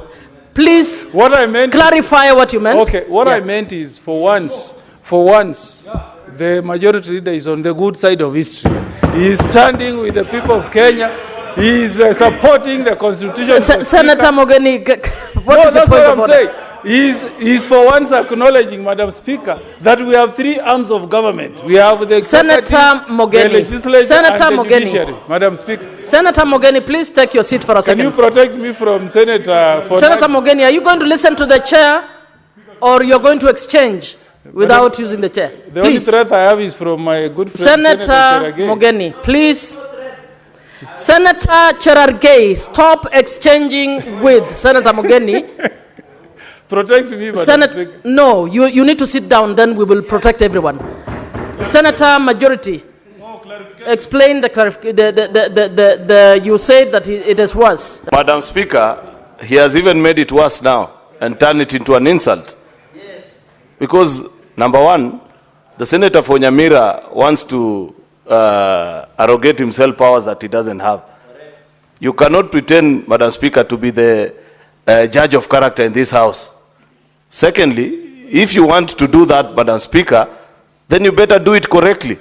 Because the senator for Nyamira is alleging, Mr. Speaker, that I'm always on the wrong side of history, that it is only today that I'm on the right side of history. Is that fair, Senator, Madam Speaker? Senator Sifuna, can you I'm sorry, can Senator Mogeni respond to that or withdraw, please? Speaker, you know, now assertion, Senator Mogeni, let me explain this, and I would like you to respect the chair. Your assertion that Senator Majority Leader is never on the right side of history is imputing an improper motive. In fact, can you substantiate that? Yeah, I can. Madam Speaker, when we brought the regulations... Can you substantiate? That's what I'm doing. When we brought the regulations on SHA, on this floor, Mr. Speaker, you remember the committee brought a report to this House requesting us to annul those regulations, Mr. Speaker. And during that occasion, the Majority Leader whipped members of that side to disagree. Senator Mogeni, is that the only occasion or he does this deal? There are more. So what I'm saying, in fact, I wanted to applaud the Majority Leader. So I don't know why you're giving it a negative connotation. Madam Speaker. Senator Sifuna, please. Senator. I would like to be informed, I agree. I can be informed. I can be informed. Yes. Honorable Speaker, I wanted to inform the senator from Nyamira that motive speaks to something in the future. But when you're giving a historical account, you cannot be said to be giving, imputing improper motive. There's no motive to do anything. We are saying that the Majority Leader has a history in this House of supporting everything the executive proposes. That is a fact. And we were actually, the senator for, no, just a minute. Senator Sifuna, you are informing Senator Mogeni. Yes. You are not debating yes, I'm the informing point. him. Yes. Can I finish, Honorable Speaker? That when you speak of an improper motive, it's like the example that I gave here, that my unit. Senator Sifuna. That's the information I'm giving. Are you trying to help him to define improper motive? Yeah, so that you can properly guide the chair. You are informing. So you are informing how Allow me to inform him. Yeah. Allow me to inform him. Honorable Mogeni, you are exactly on the right path because motive speaks to future conduct, but the message you have passed is past conduct. And you are, the way I understood him, Honorable Chair, Senator, just a minute, let me finish. Senator Sifuna, please listen to me. 1 minute. Senator Sifuna, if you are affirming what he's saying, what are you informing him? I'm informing him of the definition of Please don't abuse the space to make your own point. Please sit down. Please sit down. Senator Sifuna, please. I didn't finish. You did not inform. You are actually analyzing instead of informing. But we know everybody how they Senator behave here. Sifuna, please. Everybody knows how they Senator behave Sifuna. here. We were actually praising him. We were praising him that now he's becoming a good boy. Senator Sifuna, please. Senator Mogeni, please hold on. Can Senator Majority please raise your point of order? Mr. Speaker, this is a problem of people who don't want to listen. Madam Speaker, Standing Order number 1014. And Senator Mogeni, if you want us to discuss about each other, I have a lot that I can say about you. But I respect, Mr. Speaker. Senator Majority, please focus on the point of order on the issue at hand. Standing Order number 1014, Madam Speaker. If you want to discuss the conduct of your colleague, you bring a substantive motion, and within 3 days, Madam Speaker, after the approval of the Speaker, that matter is brought here. How do you allow, Mr. Speaker? I can understand the person who's misinforming him, because that's not an information, Mr. Speaker. Because perhaps, Mr. Speaker, they have not read Standing Order number 1014. Therefore, Mr. Speaker, is it in order for Senator Mogeni to begin to discuss the conduct of a colleague without a substantive motion? Senator Mogeni, do you want to respond to that, please? Senator Gerard Gay, you are not on the chair, and you're out of order. I plead with the chair to protect me from my good friend, colleague.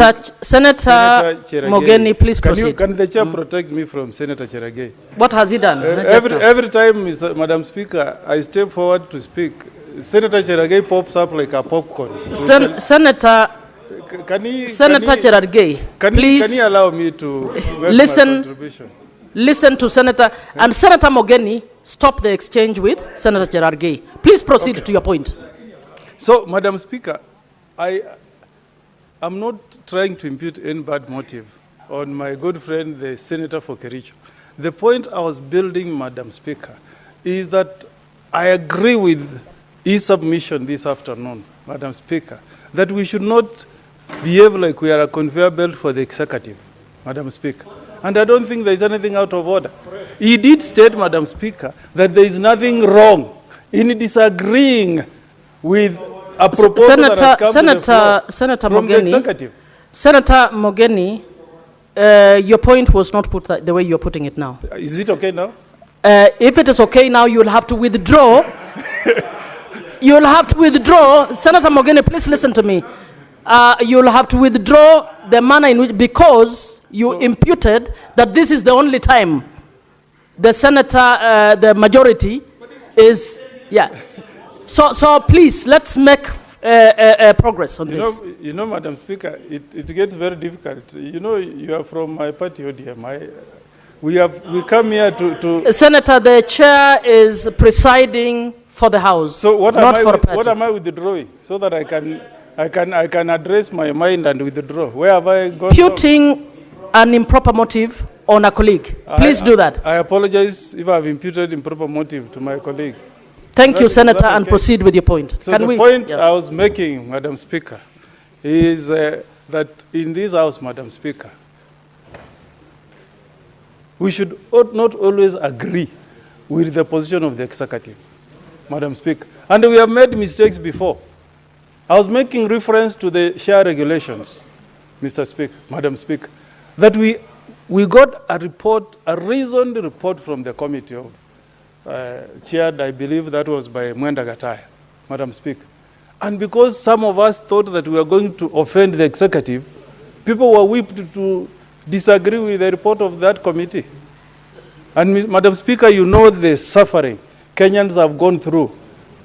Because those regulations were not well thought out, they did not undergo a qualitative public participation, Madam Speaker. So when we are discussing Senator these Cherargei, things, what is your point of order? Can you... Madam Speaker, I rise under Standing Order 105 on accuracy of facts. When he says Kenyans have suffered courtesy of SHA regulations, does he have a facts that can prove? Senator Cherargei, I rule that as a frivolous point of order. It's not frivolous, please sit down. Speaker. Senator Mogeni, please proceed. It's not frivolous. I have not even... I have ruled. Senator Cherargei, please sit down. Senator, please sit down. Let Senator Mogeni proceed. You know, Madam Speaker, have you heard what he has said? He has said that it seems like ODM Cherargei, withdraw what you have just said.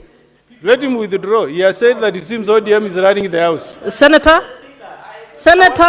Cherargei, can you withdraw your suggestion that the House is being run by ODM? But it was not... Senator Cherargei, can you withdraw? I heard that very well. Madam Speaker, I withdraw only when the answer is produced. Senator Cherargei, can you withdraw? I have ears, I heard it myself. Madam Speaker, with all respect, I want to see the answer because I never said. Senator Cherargei, I heard that as the Speaker, and I am directing that you withdraw that directive. Madam Speaker, Madam Speaker, I withdraw and apologize, but my point has been made. Thank you. But my point has been made. So, Madam Speaker, the point I was making, Madam Speaker, is that we were not elected in this House, Madam Speaker, to take and accept everything that comes from the executive, Madam Speaker. And I'm giving you a very clear example on the sufferings. Senator Cherargei, this is the last time I'm warning you. If you keep disrupting the House, I will actually throw you out.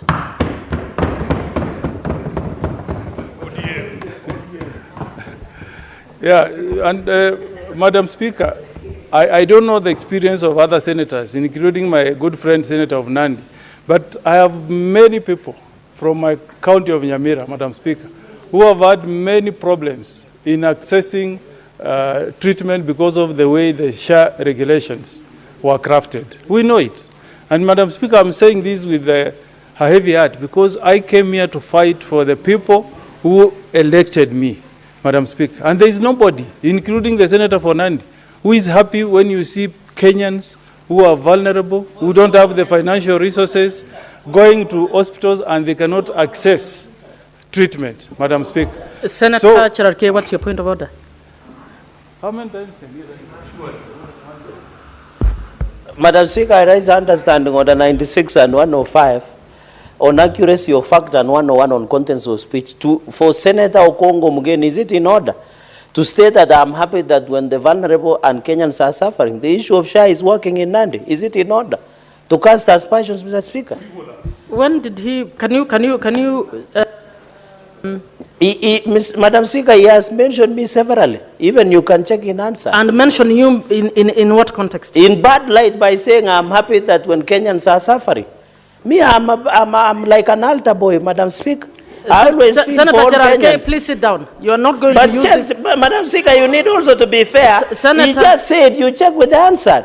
He just said. Senator Cherargei, please sit down so that Senator Mogeni can actually respond to the issues you're raising. Yeah. I've asked Senator Mogeni to respond to your point of order, and you're arguing with me.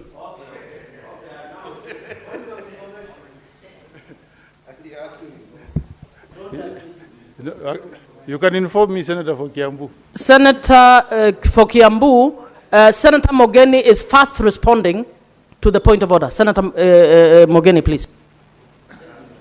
Yes, Madam Speaker, Senator Cherargei is our colleague, is a lawyer. And every law student is told to be very attentive when he's listening to proceedings. I said, I don't think Senator Cherargei will be happy to see people suffering when they don't access. That's what I said. So is that imputing a bad motive? I said it in a very positive note. Senator Cherargei, it has been clarified what you That's what I said. think is And not Madam what was Speaker, said. So proceed. Now, what is your... take note, Madam Speaker, that he has interrupted my debate 3 times. May you Senator also be Mogeni, attentive. I am actually watching, so I'll leave that to the chair. Thank you. Thank you, Senator Thangwa, you may inform Senator Mogeni. I wanted to inform Senator Mogeni that since the CS for Health, Aden Duale, banned the use of OTPs at the hospitals, SHA is not working. Reason, they say they want to use the biometric. But the doctors in every hospital, they're saying they have not been trained on how to use biometrics. So I wanted to tell you, you are right. You wouldn't want him, you believe you wouldn't want Kenyans to suffer when SHA is not working. And it is not working everywhere in the country. And I would want him to go to any hospital today. Senator Thangwa, you are informing him not using the opportunity to debate. So I'm not debating. That's how I talk, Madam Speaker. That's how I inform. I can also inform you like that. I come from Kiambu. That's how I talk, Madam Speaker. Senator, you have made your information. It is the message. It is not the tone, it's the message, Madam Speaker. Senator Thangwa, you have done the information. That's what I'm saying. Senator Mogeni. He is informed.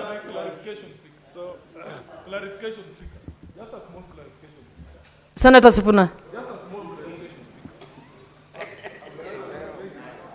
Speaker, I just wanted you to guide the House on how many times somebody can rise on a point of order when somebody is standing on the floor, and whether it is possible that there's only one person, only one senator who knows when everybody is out of order, so that they are just the ones hogging points of order, Honorable Speaker.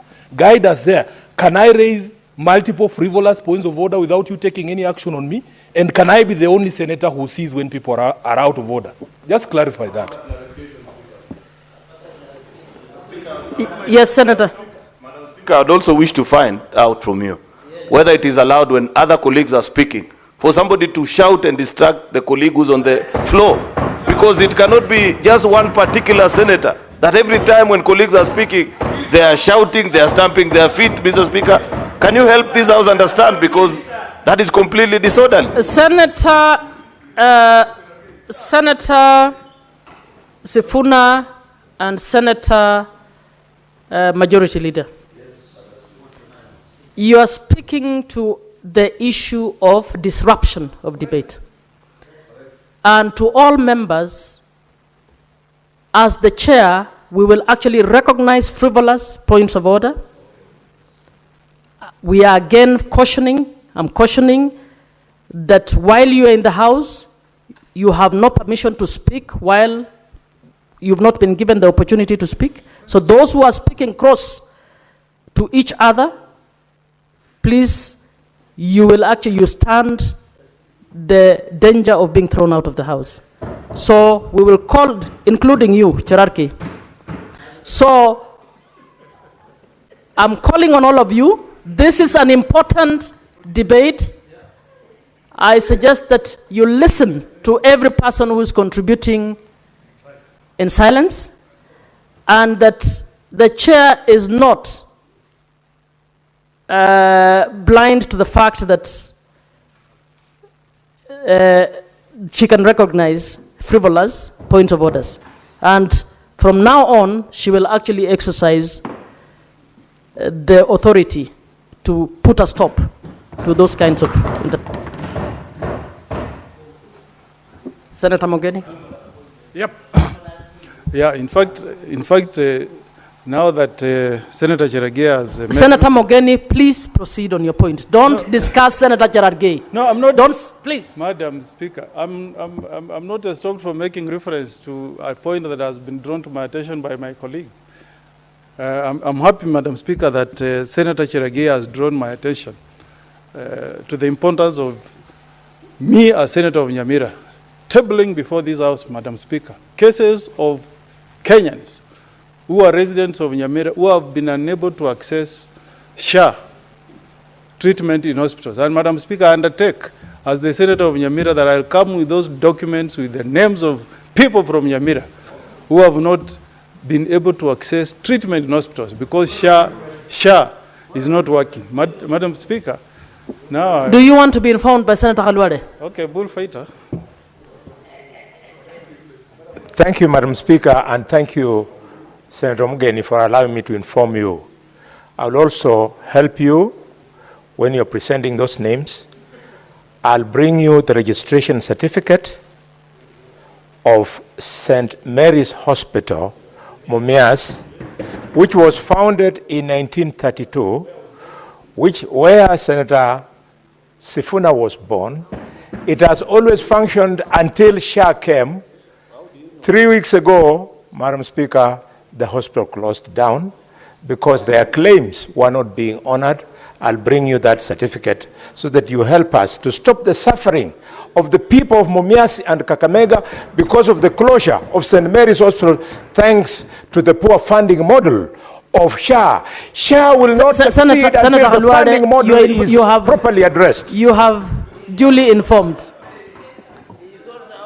Senator Mogeni. Yeah. So, Madam Speaker, the intervention by Senator Cherargei was very useful. Senator Mogeni, proceed.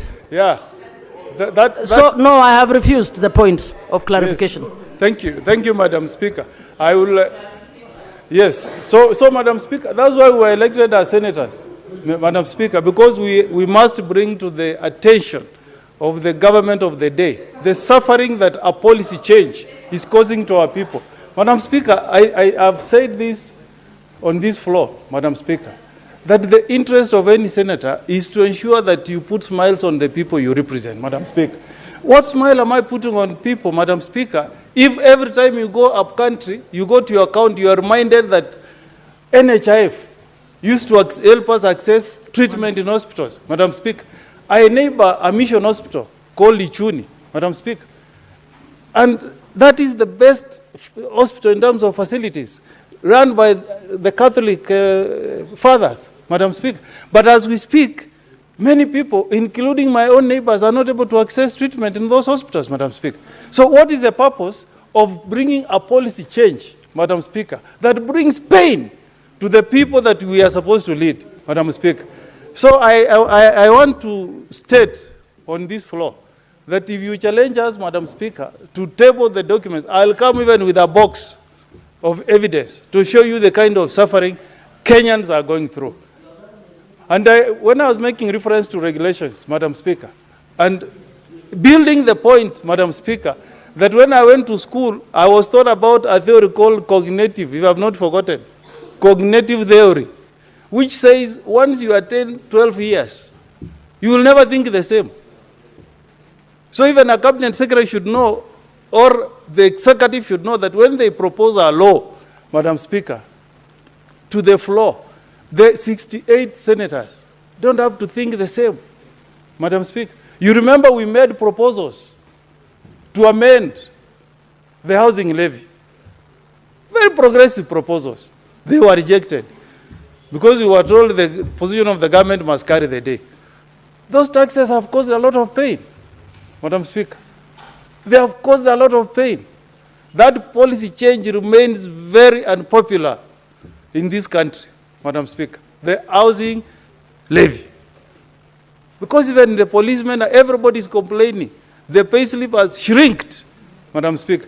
Because as legislators, we are not given time to assist the executive to moderate some of these laws, Madam Speaker. Because that's why we are here, Madam Speaker. We are here so that when the government proposes a law, if it is oppressive to Kenyans, we moderate it, Madam Speaker.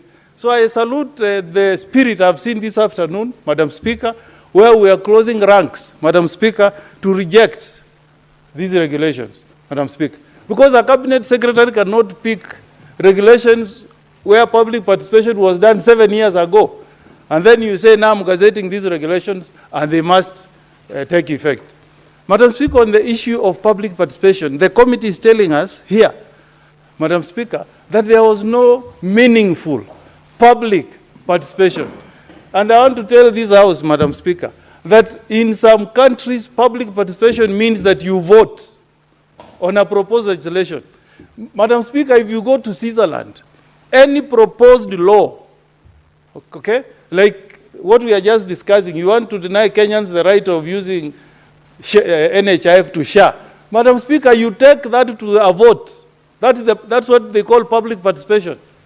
Our constitution has it there that there must be public participation, Madam Speaker.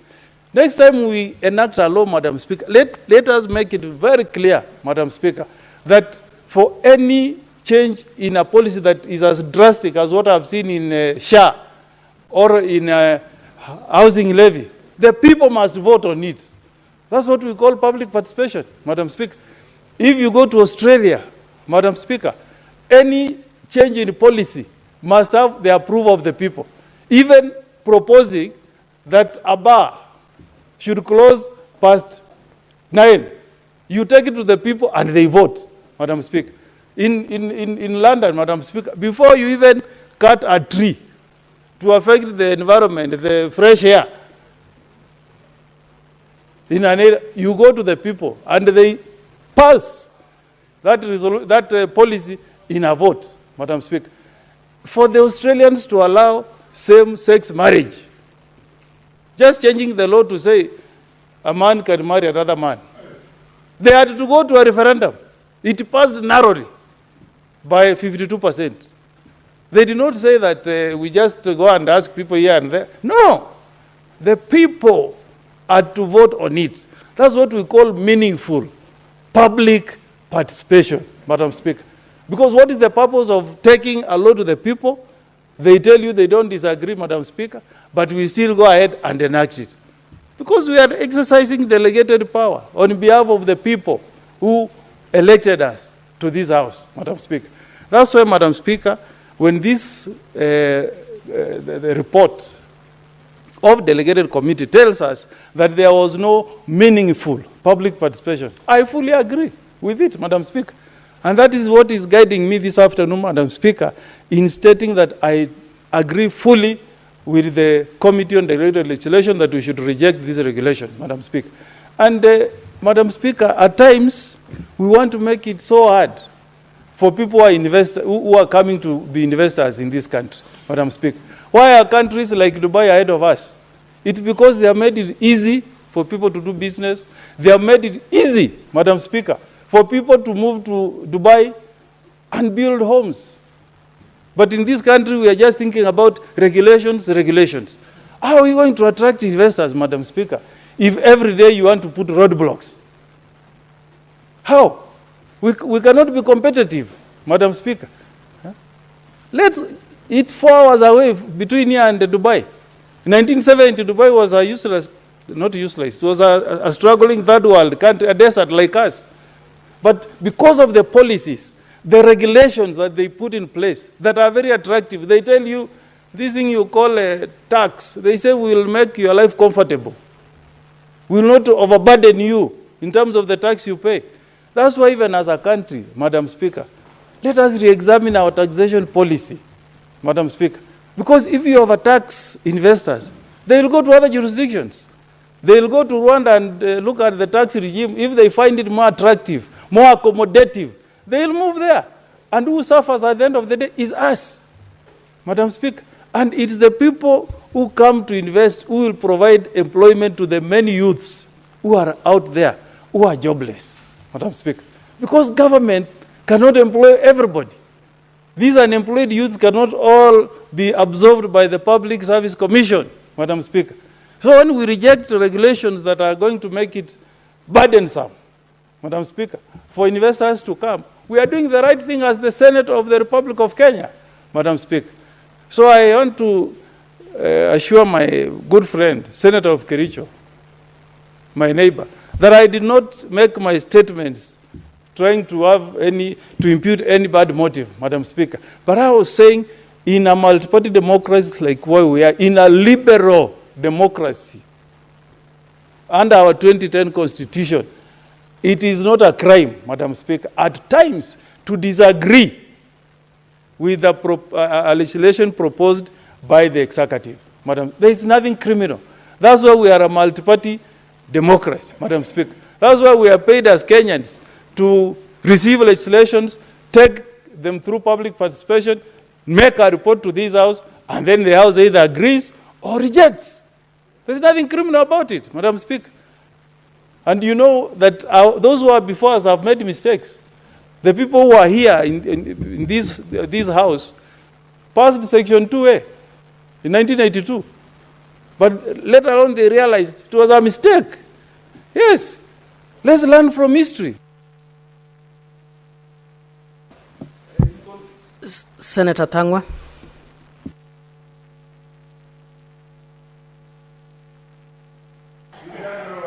Very well. Thank you very much, Madam Speaker, for giving me this opportunity to also comment on this issue. Although, Madam Speaker, I don't know whether to support, to annul, or to oppose the annulment, Madam Speaker. I'm a little bit confused because of two issues. One, and it's what was raised by Senator Mogeni and maybe Senator Sifuna. When you see the senators from the government side bringing a motion to annul something from government, sometimes you ask yourself so many questions, Madam Speaker. So I'm trying to think what could be the motive. Because, Madam Speaker, if you read the report says that the PS for Environment wrote to the same committee on 25th of July. Senator Cherargei, what is the point of order? He has started again. Madam Speaker, and it is on record, point of order is a right. Madam Speaker, standing order 96 and Article 108. In this floor of the House, there are no government senators. What the Constitution recognizes under Article 108 is majority and minority. Is it in order for the Kiambu senator to refer government senators? Is it in order? Senator Thangwa, can you use the correct language? It's a majority or minority? Madam Speaker, as I was saying that I'm not sure whether to support or to oppose, Because when you see the majority side of this House, that's always fight for the same government. Even when you mention the name Ruto, they'll come up with a point of order. When you mention that name, there will always a point of order, Mr. Speaker. Today, they are telling us to oppose the government that they have always been defending here. So I'm a little bit conflicted, Madam Speaker. And as I was saying, that is one of the reasons. I'm trying to understand what they're trying to do. But number two, Madam Speaker, number two, the PS for Environment wrote to the same committee on 25th of July this year, a few days ago, telling the committee, I have withdrawn the regulations. Give me a bit of time to go and conduct fresh public participation. So, Madam Speaker, the government is willing to do fresh public participation. But here, we are being told, let's nullify. So that's what I'm saying, I'm for sure not understanding. But I will support them for only one reason. Support the annulment.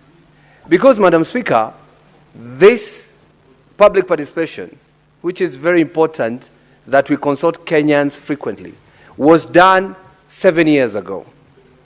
And those who do or conduct public participation are from 18 and above. So if we say somebody was 17 years then, today they are 24, Madam Speaker.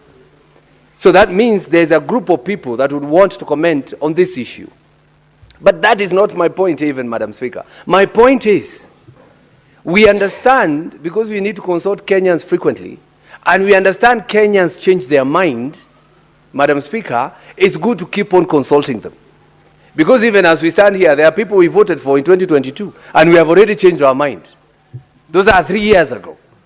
So, Madam Speaker, when it comes to 7 years ago, so many people changed their mind on this issue. Even those who are not consulted then, they are of age and they can be consulted today, Madam Speaker. So I'm only supporting them on that issue because we have been vindicated. People can change their mind in whatever time, Madam Speaker. So for now, I'm supporting them because of that. And we would want that the CS conducts fresh and inclusive public participations so that we can hear what Kenyans are saying, Madam Speaker. Madam Speaker, you also recall that we passed a law called the Climate Change Senator Act. Thangwa, just before you proceed, the last time I checked the records, I think you are a majority senator.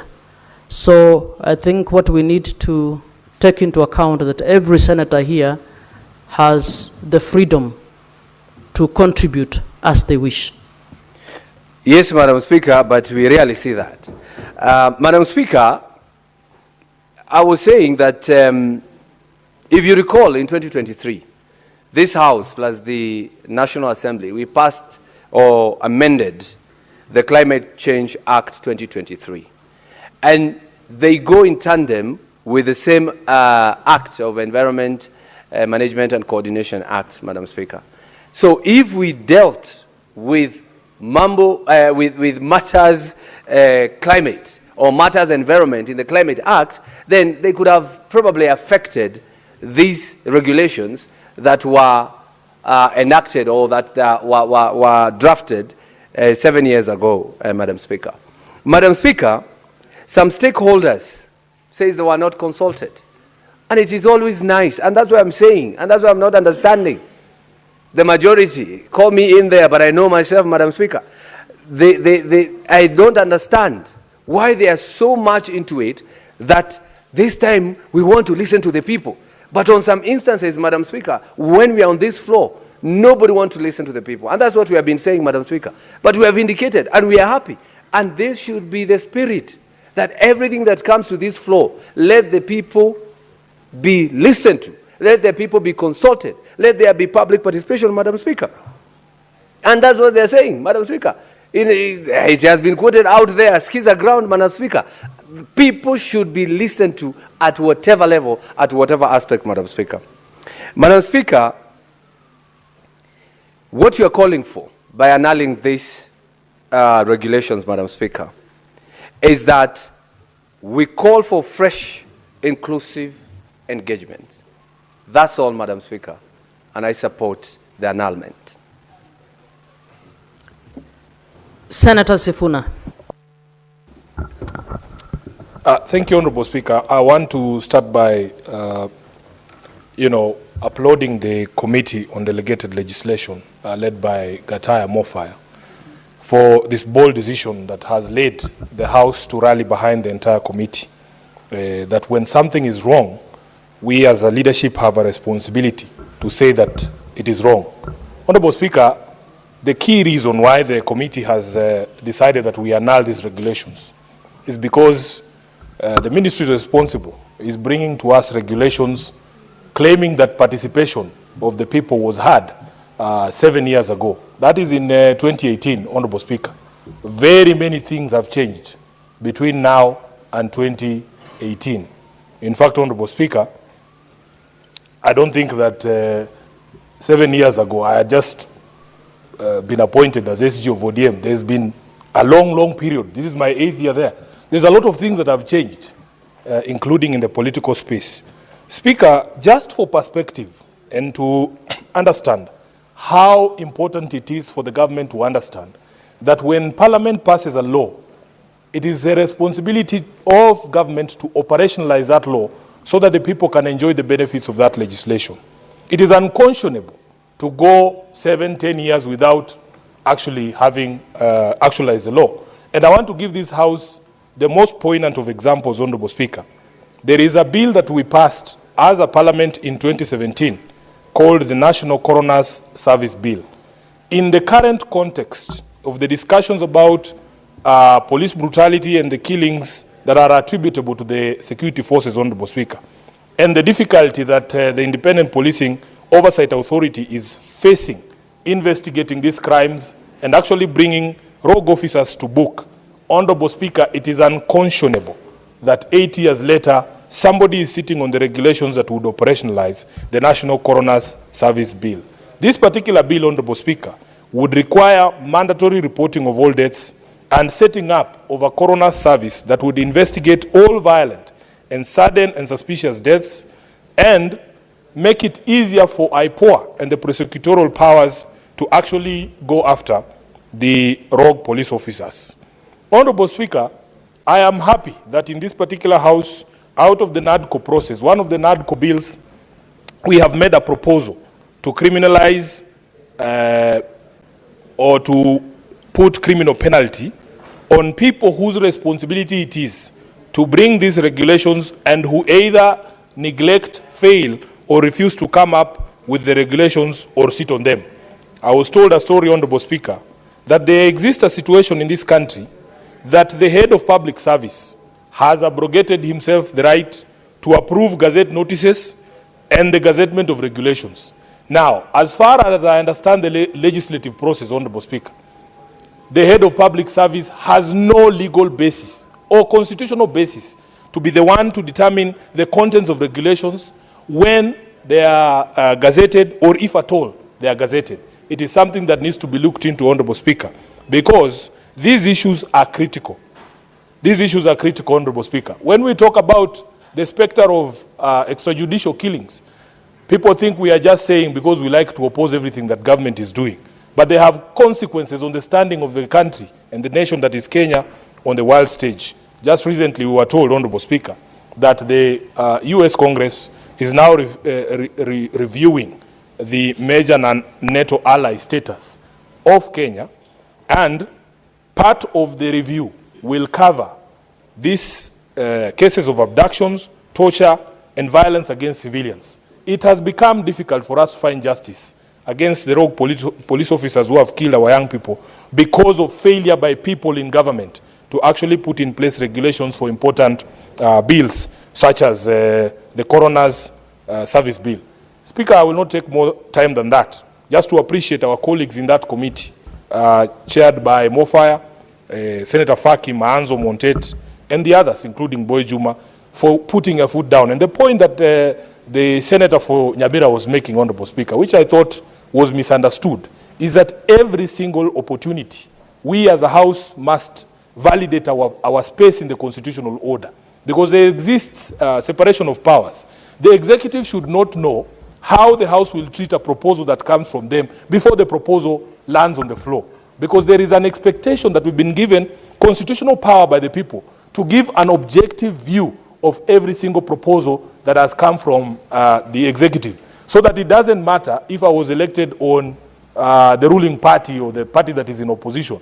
I, as a member of this House exercising that legislative power, at the very minimum should give Kenyans an objective review of that proposal before I say nay or yay. Speaker, Khalwale has just informed me that the hospital where my placenta was cut has now been shut down. And it reminded me of the debate about Senator Kajwang's former university. Senator, it's the placenta of your mother. The placenta is shared by the mother and the child. I don't think any party can claim whose placenta it is. It is also mine, and I can text my mother here to confirm whose placenta it was. Proceed, Senator. But anyway, it reminded me of that debate, Honorable Speaker. I don't know if you recall, when Moi University was facing closure, and Senator Kajwang, who went to Moi University, was asking, now what will I tell people when they ask me, which school did you go to? How can you make reference to an institution that does not exist anymore? So I am finding myself in the same dilemma as the senator from Homa Bay, Honorable Speaker, that now I can no longer convince people that I was born in a decent faith-run institution, Honorable Speaker, because it has been closed down. And we must do everything. We must do everything. Because in 1982, Honorable Speaker, to find an institution such as that was able to safely deliver somebody who can become a senator for Nairobi, it was not easy, Honorable Speaker. So it breaks my heart that has befallen that hospital, and all it takes is for this government to ensure that the system they have put in place when it comes to management of our healthcare, it works. If it works, you don't need to defend it. You see, this is the problem I have, Honorable Speaker. Everybody can see when something is working, and if you defend it so hard, and the people in the villages there, I was in a very rural village called Luhome, somewhere in Saboti, Honorable Speaker, over the weekend. And I can tell you, the question was put to those women. They have lost Linda Mama, SHA is no longer working, it doesn't work for them. So why do we insist, instead of just taking back this feedback and tweaking the system, the way that CBK dealt with the questions that were raised about voiding of payments, and they have told us that they have taken steps to ensure that it will no longer be possible for county officials to void payments. That is the sort of government we want, a government that just listens to criticism and takes corrective measures. I was very pleased myself when, after bringing the question of university accommodation fees here, the ministry actually took steps to correct that. That is what we expect from a government that is responsive, not just being defensive and sending hecklers to heckle us down here in Parliament whenever we raise these issues. People like, I don't want to mention them, Honorable Speaker. I've finished. Thank you. Senator Tabitha Mutinda.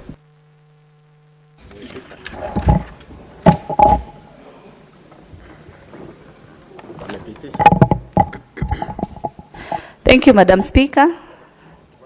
And I rise, first of all, to really appreciate the Committee of Delegated Legislation, led by none other than the Senator of Tharaka Nithi, Mofaya.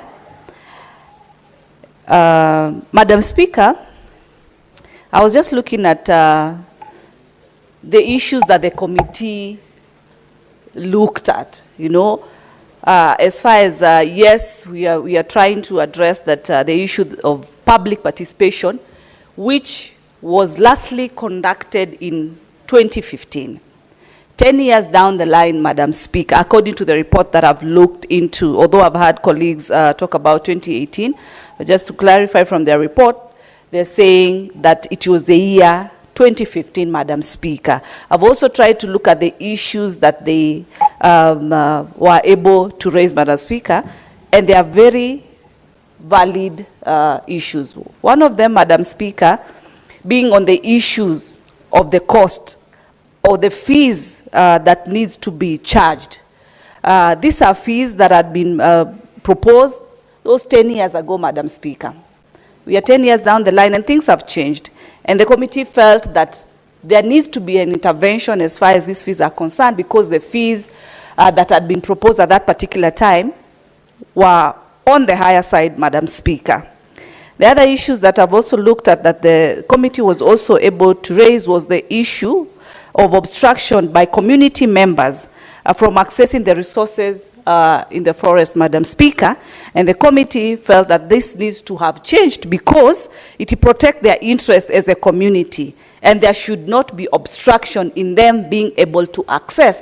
These are very valid concerns, Madam Speaker, and these issues can only be addressed when proper public fair participation is done and the people are given an opportunity to be able to air their views, give their proposals, offer their submissions, Madam Speaker, so that some of these issues can be able to be addressed. And it is good that institutions respect the process of legislation, the process that requires maximum public participation. Madam Speaker, that is why we normally, as committees, have budgets of media budgets. These are budgets that are entitled to each committee, whereby the committee is able to advertise to the public for those who wish to participate in the public participation, Madam Speaker, so that they are able to maximally bring in their views. The committee is able to look at, into those issues and also be able to give guidance or see what fits here, what does not fit here, and all that. That is the main reason, Madam Speaker. And it is important, Madam Speaker, to say, if it was just in our space to legislate without public participation, then, it will not really be fair to the public, because these laws are not for us as individuals, as members. These laws are for this country, Madam Speaker. And they cut across for every Kenyan, Madam Speaker. And so, advertisement of the same is very important. Madam Speaker, I've seen also whereby the same committee, delegated committee, Madam Speaker, was able to question where, if the ministry had prepared and submitted a regulatory impact statement, and there was no documentation that had been provided to show whether the public was notified, Madam Speaker. And the committee was able to trace that there was no documentation that could be traced at all. Very valid concerns, meaning that the committee was able to dig deeper. First, on if there was any documentation, and two, analyzing the regulations that are currently in place. Are they worthy to be in place in this year, 2025? Madam Speaker, further then, when you look at the years that we're talking about from 2015 to date, when we normally invite most of these public offices or these different stakeholders, in most cases they are normally accompanied by their legal teams. And so I really wonder where the legal department has been, because this is laxity for the legal department in the same ministry. They should be the ones advising the minister. They should be the ones advising as far as all these concerns, are. Because if they had done their part, then we would not be actually here looking at this nullification. And I'm bringing this because, Madam Speaker, they should be able now and should work with speed with the same leadership of the committee to ensure that they submit the right changes through the same public participation and properly advise the same ministry so that these changes can be adapted with the current place where we are today in 2025. And I speak from where I sit as also a member of the climate caucus led by ours truly, Senator Kajwang. Because today in 2025, we are speaking matters climate change. These are issues that need to be captured in the same regulations, Madam Speaker. And I feel it's just a matter of the people, the officials or officers who are mandated to be able to undertake their legal mandate have not been up to the task as required, Madam Speaker. And it should be known that public participation is not specific to any, it is open to all Kenyans, to all stakeholders who want to have and put their input as far as specific legislation is concerned, Madam Speaker. Madam Speaker, as the debate has been going on, I've been keen to hear my colleagues when they talked about the issue of SHA, Madam Speaker. And this is a very important discussion I speak as a member of the Health Committee, Madam Speaker, and we've been out there doing our oversight, visiting different hospitals, level 5 hospital, the county, sub-county hospitals, and I personally have been keen on getting to understand, is SHA working? And if it's not working, what is the challenge? And Madam Speaker, in most, and as recent as Kilifi County, where we were actually last weekend, one of my concerns was from the desk of, is it the desk of admissions, the person who is in charge in terms of receiving payments, and also the issues of SHA. And we were able to ask as a committee, is SHA working? The response was, yes, it is working. The only challenge that was in place is that there was no digitalization. People had to really leave their ID cards, be given a small form, they fill up, but also the same clients or the patients who are in that particular hospital, we were able to interact with them and ask them, is SHA working? And according to them, they said yes, and they are certain that the process is ongoing, Madam Speaker. There should be conversations of, this is the specific challenge. It cannot just be generalized that it is not working. It is good to say what specifically is not working. What is the exact problem? What is the exact challenge, Madam Speaker? But not just a generalization that a system is not working. I've had my senator talk about the hospital that he proudly says he was born in, which is good, and asked, what will I tell the future generation, my generation, if this hospital does not exist? It's the same question I asked today. What will we say if we still continue allowing people to put fire in this country, to burn this country? Then where will we say we are coming from? Which Kenya will we call home, Madam Speaker? It is important that as much as we are highlighting the problem, we highlight the problem, and at the same time, offer solution unto the same problem. It cannot just be negative critique without a solution. Leadership is identifying the problem, and leadership is also offering the same problem on the same platform. We are not going to get out here in Senate after 2027 with certificate of either who was shouting more than the other, who had more point of orders than the other. It is not about that. It is what we've been able to deliver as a house. There is no law that is for Senator Boni Halwale. There is no law that is for Senior Senator Oburu Odinga. This law is for us as a country, as the people of this nation. That should sink very well, Madam Speaker. But it's not about the highest shouting person. With those many and few, I really appreciate the committee on the same and urge them through their leadership to fast track that these amendments and these regulations will be up to date. Thank you, Madam Speaker. Senator Kajwang. Madam Speaker, I rise to support the recommendation of the Committee on Delegated Legislation that the House should annul the Environmental Management and Coordination, Strategic and Integrated Environmental Assessments and Environmental Audits Regulations 2025 of 2025. Madam Speaker, I have looked at the two main reasons that have been advanced by the committee, and I do agree that those reasons are solid enough for this House to be moved to annul those regulations. The first reason given is lack of public participation. Public participation on these regulations were done in the year 2018. And Madam Speaker, if you live in this country, you know that the political environment and terrain in this country has changed significantly from 2018 to date. Perhaps even the aspirations of Kenyans have changed. Perhaps even the policy and focus of government has changed. In fact, it has changed significantly. In 2018, Madam Speaker, we are talking of the Big Four.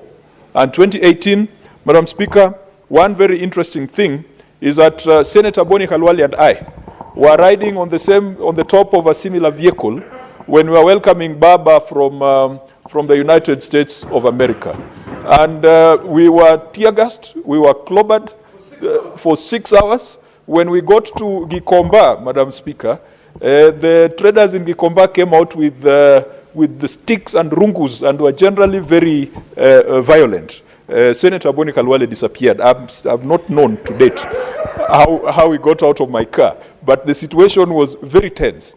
That was 2018. Today, Boni Khalwale is a chief whip of the government.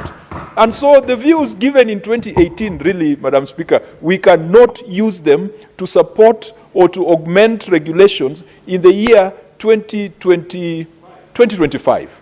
Madam Speaker, we have moved full cycle from Big Four.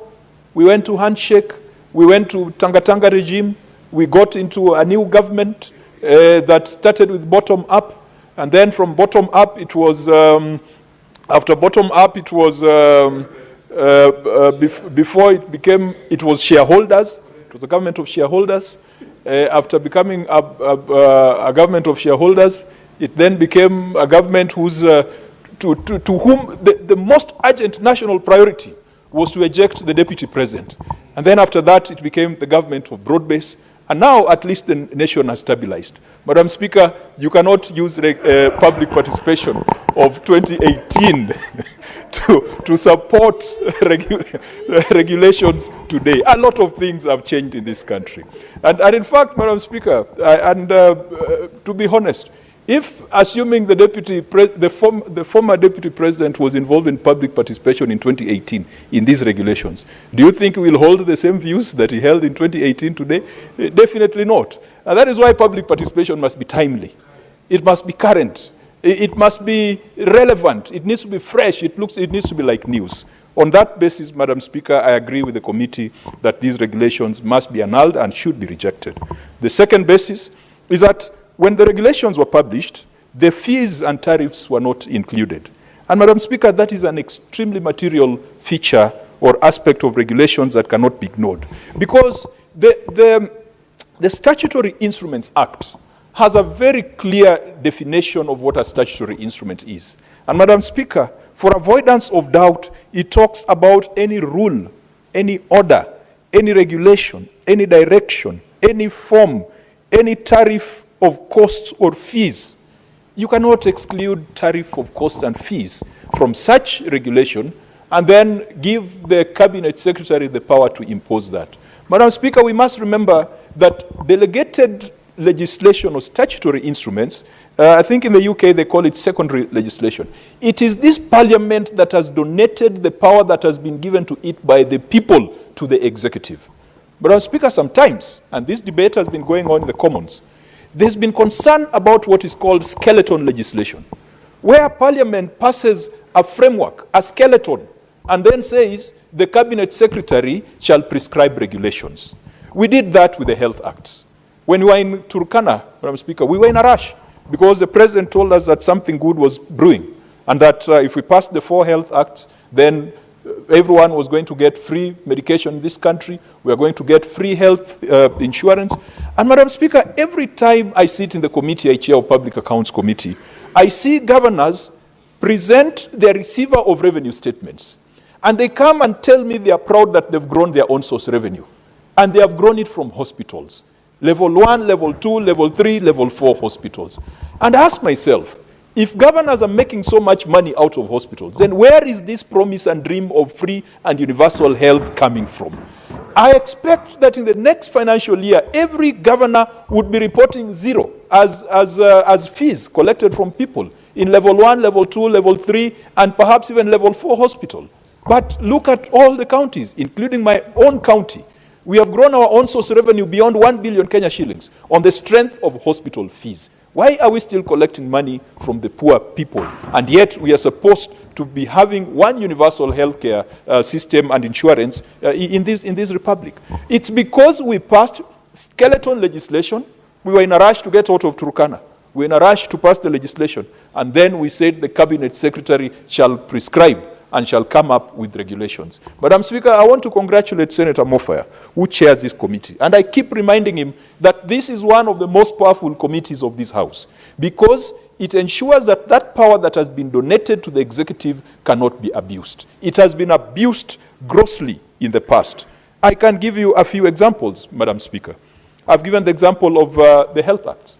We passed in this House the Fisheries Management and Development Act. That was in the year 2016. And it is one of the proudest laws. I just come into Parliament, and I was so proud that we are coming up with a regulatory and legislative framework that was going to open up our blue economy and that was going to make our people rich, that was going to make our people benefit from the natural resources that have been put in the seas and the lakes and the oceans that we have around us. To date, Madam Speaker, you have regulations that have not been brought to this House. And as a result, the Fisheries Management and Development Act cannot be enforced. Indeed, Madam Speaker, it is an insult to the fisher folk in this country when we heard the other day that the Fish Marketing Authority and Kenya Fisheries Services are some of the state organizations that are bound to be disbanded because they are offering no value. Madam Speaker, when we came up with specific parastatals and bodies to support specific crops, for example, the Dairy Board supports the dairy sector. I've not heard anyone say the Dairy Board should be disbanded. The Coffee Board, the Tea Board. Madam Speaker, when Mwai Kibaki became president, the policy was consolidation. And we came up with one super agency called AFA, Agriculture, Food, Fisheries and Livestock Authority. But along the way, it was clear that AFA did not have the capacity to deliver the changes and the dream that was in the strategy for revitalization of agriculture that was espoused by Mwai Kibaki. As a result, people started divesting. Fisheries divested, coffee divested, tea divested, dairy divested, even livestock. I believe there's a livestock bill before this House. Why should the other sectors divest? And then when it comes to our fish, we are being told that that is going to be too small a parastatal, and that parastatal, whatever it is doing, can be done by the ministry. If that is the case, then let's collapse everything else so that we are equal. Madam Speaker, the same absurdity extended to the Cotton Development Act. This House, this Parliament, passed the Cotton Development Bill, which was sponsored by Senator Betsy Yengo. Both houses agreed. The bill was sent to the President for assent. The President did not assent on time. And then 3 months later, as an afterthought, the President returned the bill back to Parliament with a memorandum. And what was the memorandum saying? That it is not government policy to establish additional boards, that the cotton development and management can be done by the line ministry. We don't hear the same argument when it comes to other crops and products. Madam Speaker, I hope that the Agriculture Committee, where I sit, has reported back to this House that the committee rejected the President's memorandum because they were filed outside time. So that what now we expect is gazettement of the Cotton Development Act and for its implementation so that cotton farmers can also be considered to be part of this republic, just the same way farmers of other crops and products have been given protection, have been given autonomy, have been given statutory independence. That is what we expect for cotton and we expect for fisheries. In this Parliament, Madam Speaker, you have seen regulations have been circulated to honorable members regarding the Parliamentary Service Commission constituency office regulations.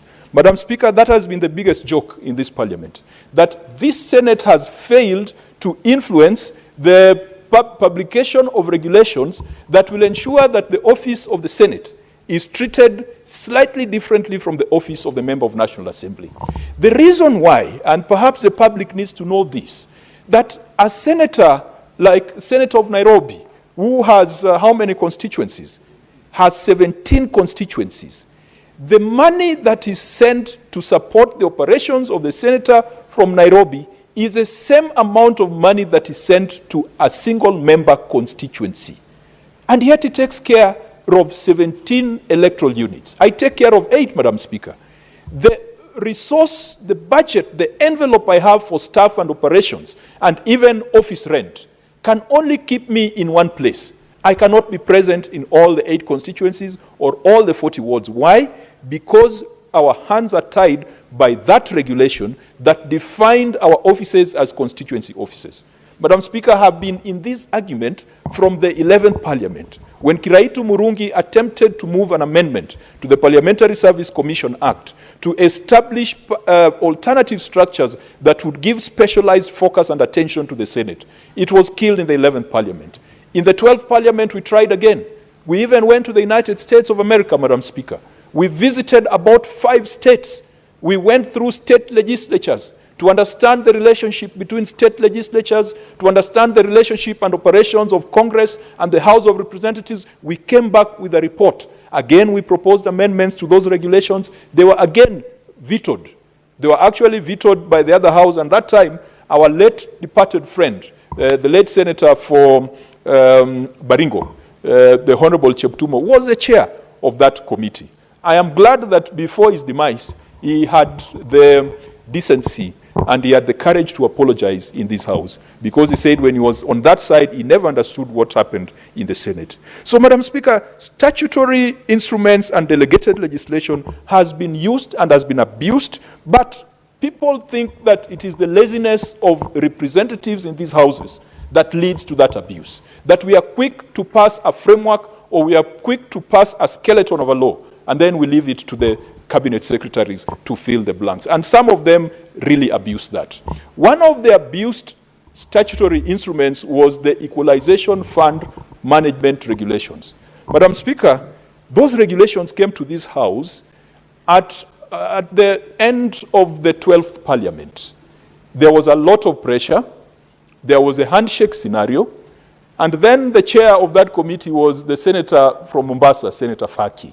And so Senator Faki had to convince the House to pass regulations that excluded senators from the Equalization Fund.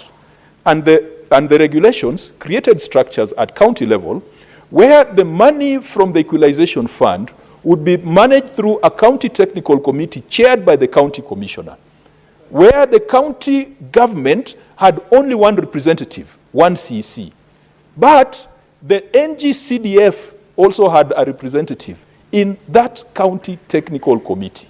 It went down to the constituency technical committee, all the way down to the ward technical committee. Today, many of us are unaware of what the Equalization Fund is doing in our respective areas. Even governors do not know what the Equalization Fund is doing. Why?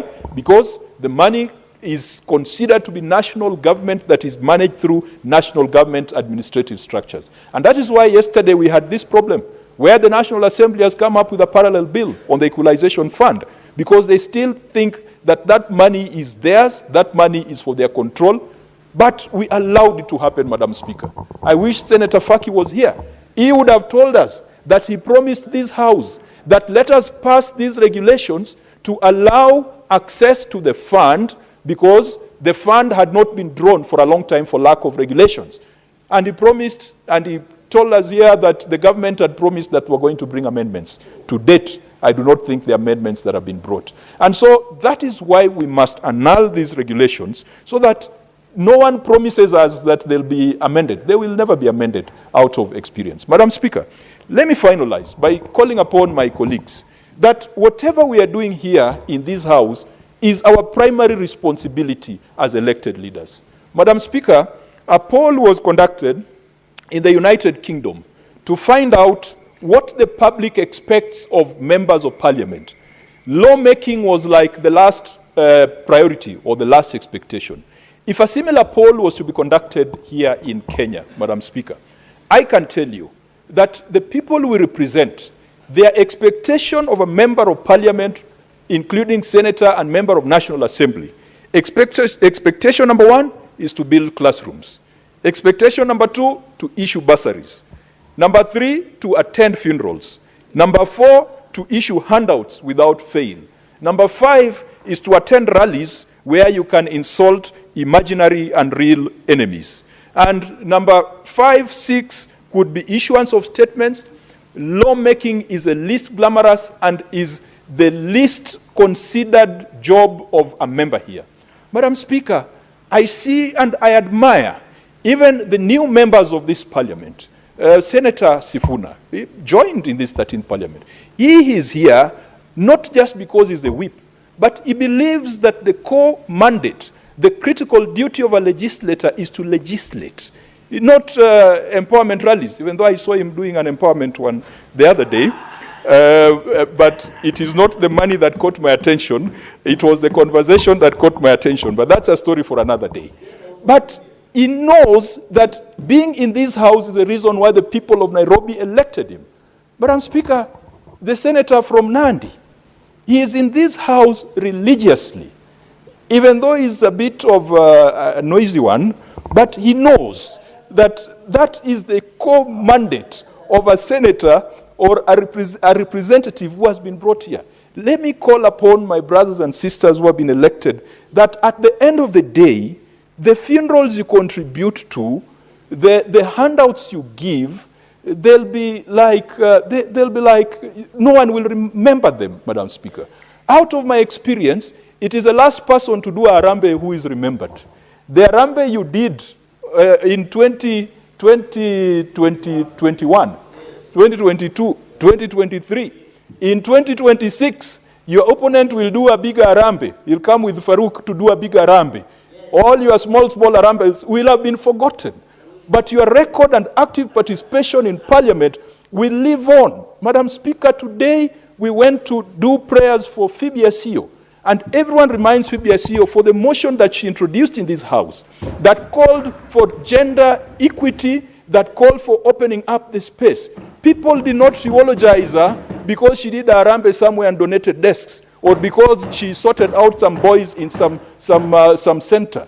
People like Martin Shikuku are remembered for their speeches and statements in this House. People like George Anyona, it's not because of their donations. And so as we head into the weekend, and I know some of my colleagues are going to board choppers and are going for empowerment things, please, let us focus on policy, legislation, regulation that can provide a level playing field for all Kenyans to be able to access opportunities, for all Kenyans to get empowerment. The idea of donating 64 shillings to women groups or 1,000 shillings to women group is tokenism, is a handout culture. And Madam Speaker, the party that I subscribe to, the ODM party, has always been against using Harambee as a model for development, because Harambee fuels corruption. When someone whose salary at net is 150,000 is donating 5 million in 1 month, that is corruption looking at you straight in the eye. And Madam Speaker, we are not going to grow this country if we continue with this pretense of empowerment rallies and empowerment Harambees. That cannot be our model for development.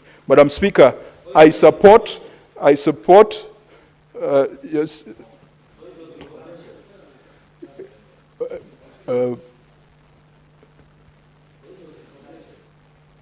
Senator Kajwang, do you want to be informed?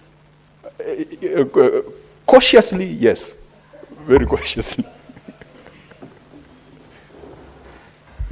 Madam Speaker, I want to inform my chair, Park, and I like his eloquence, that the ODM Secretary General, Senator Sifunda, donated 1 million in Saboti, Amis. So does it mean, if he says they don't subscribe, does it mean there is that there should be clarity on what he say? Senator Kajwang. Madam Speaker, that is a frivolous point of information. My Secretary General declared the source of his contribution. He declared, including members of this House, and so he fully accounted for it. Madam Speaker, with those many remarks, I support the report of the committee. Senator Seki. Thank you, Honorable Speaker. I also take this opportunity to put my voice on this report on the delegated legislation chaired by Honorable Mofaya and the members on this issue of null the report on this environment report. Honorable Speaker, I sincerely speaking want to support and even thank the committee for going against what is not supposed to be, because you see they are also working under pressure.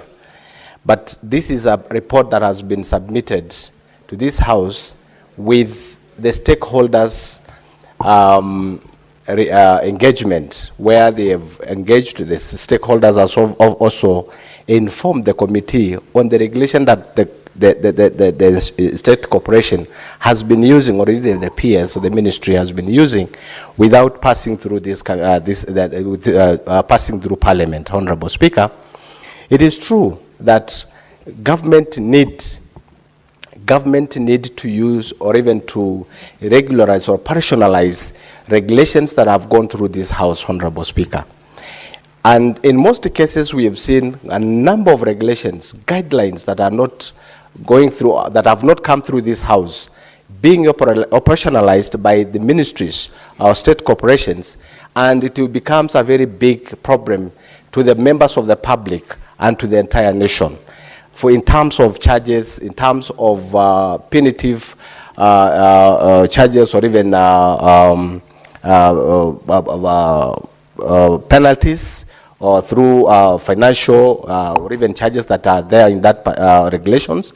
And it is important always for us to have, as a House that is constitutionalized, given mandate to go through these regulations and even acts of Parliament to come up with what is important. And that is why we are supposed to go through public participation as a Senate, also as Parliament also. So it is always important that if this committee come in with a resolution that we null these regulations, it is important that we go through quite in order. And Honorable Speaker, I would be it would be very interesting if this committee also will go through several regulations that are used within the several acts, Honorable Speaker. It will be very interesting to look at the regulation that is being used through with the SHA right now. It will be very interesting for the chair of this committee to go through the regulations that are being used to operationalize SHA.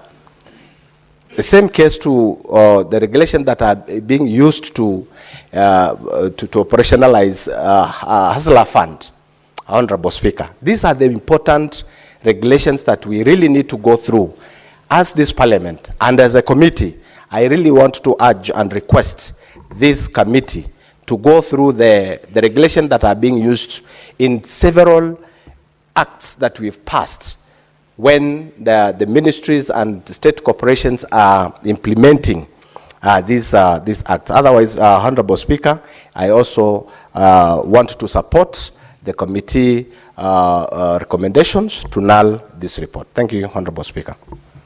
Honorable Senators, there are no more requests, so I call upon the mover to reply. Thank you, Honorable Madam Speaker. I want to sincerely thank my fellow members for having generously contributed to this very important debate. This debate, Madam Speaker, has generated a lot of interest from across the divide. Very many members have enriched the report of the committee. And as the chairman of this committee, Madam Speaker, I'm very, very impressed because the core business of this House, Madam Speaker, is to legislate. And this House today has observed that law, that's power. And I'm happy, Madam Speaker, because I don't want to go into details of why we recommended for annulment of the report, because that matter has been properly it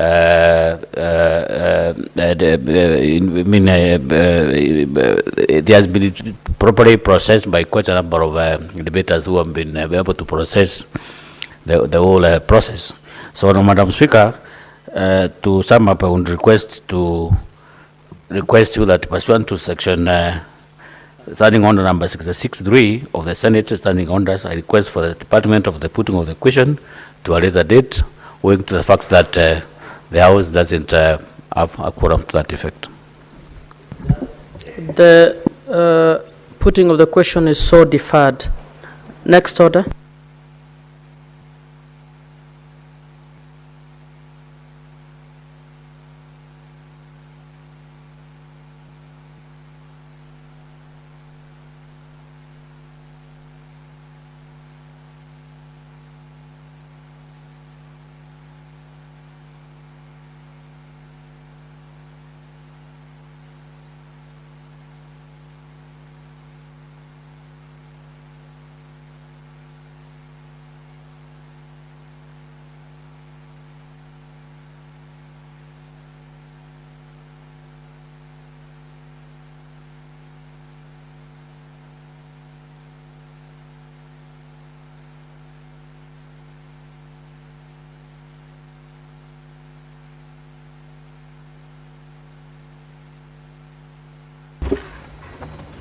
Honorable Senators, pursuant to Standing Order number 43, I hereby wish to reorganize the order of business and call that we move on to order number 23.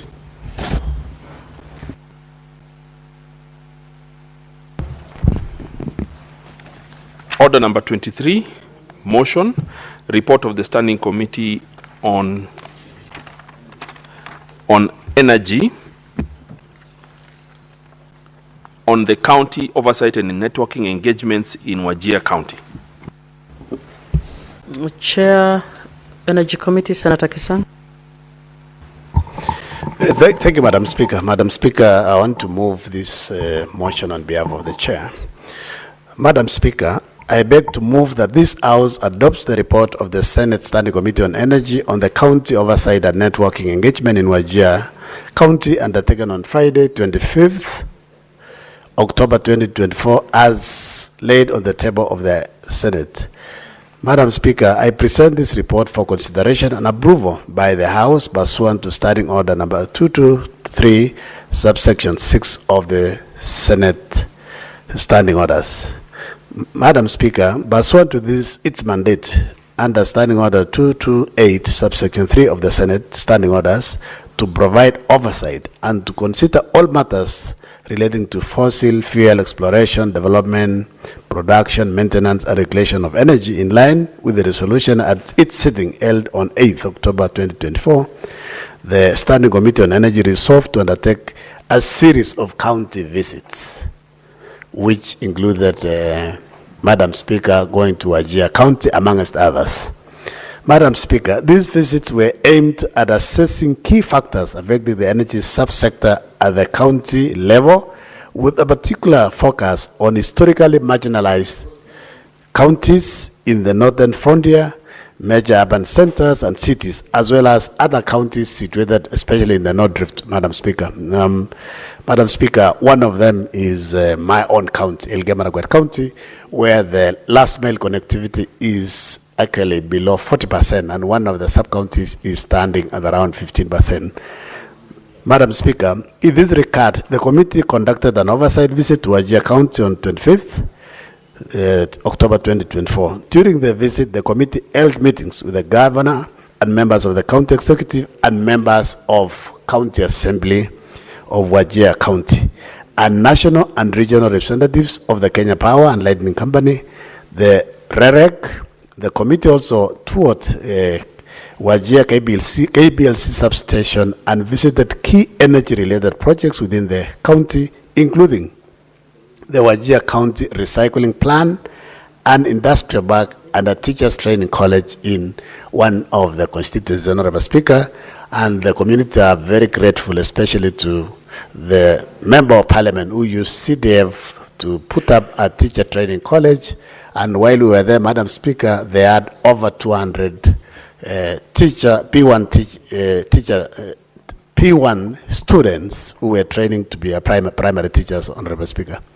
Madam Speaker, during these engagements, the committee sought to establish the status of the last mile connectivity projects implemented by REREC, with a particular focus on historically marginalized counties, as I have stated, in the northern frontier and also northern part of Northern Rift Valley, Honorable Speaker.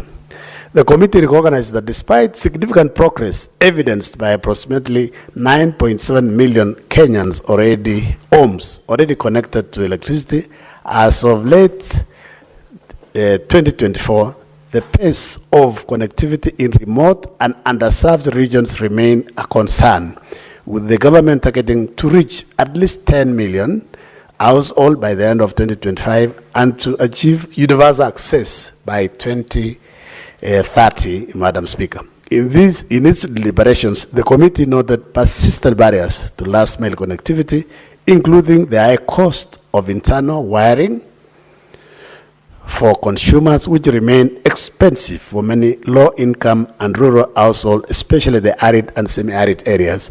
Madam Speaker, in this particular one, we said, well, when homes are being put up, we want Kenya Power to also allow the contractors who are putting up houses to submit the electricity certificate, Madam Speaker, because sometimes homes are put up, electricians are invited to do wiring, and they are supposed to pay additional fees to allow their certificates to be used, Madam Speaker. Madam Speaker, additionally, limited and delayed disbursement of funds to implementing agencies such as REREC has been contributed to slow project completion rates.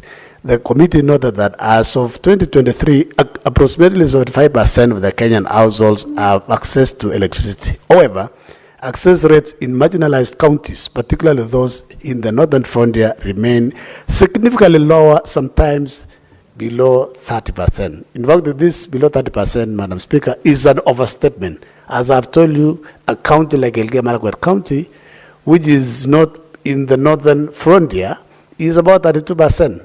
One of the constituencies is 15. So basically, in the northern frontier, they are below 20%. Most of the towns, it's mainly the towns that are having electricity, Madam Speaker.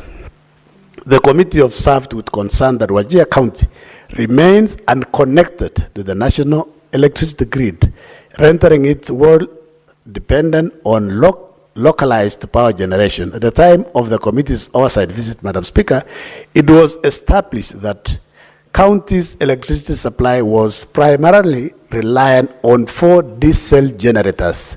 And you know, we are moving away from fossil fuel, we are going to green energy, Madam Speaker, but them, they rely entirely on generators. Kenya Power informed the committee that it was its substation serving the county relies on 4 diesel generators, and only 2 of which are owned by KBLC. The other 2 are leased from private entities, Madam Speaker. During the committee's visit, one of the generators was not even functional.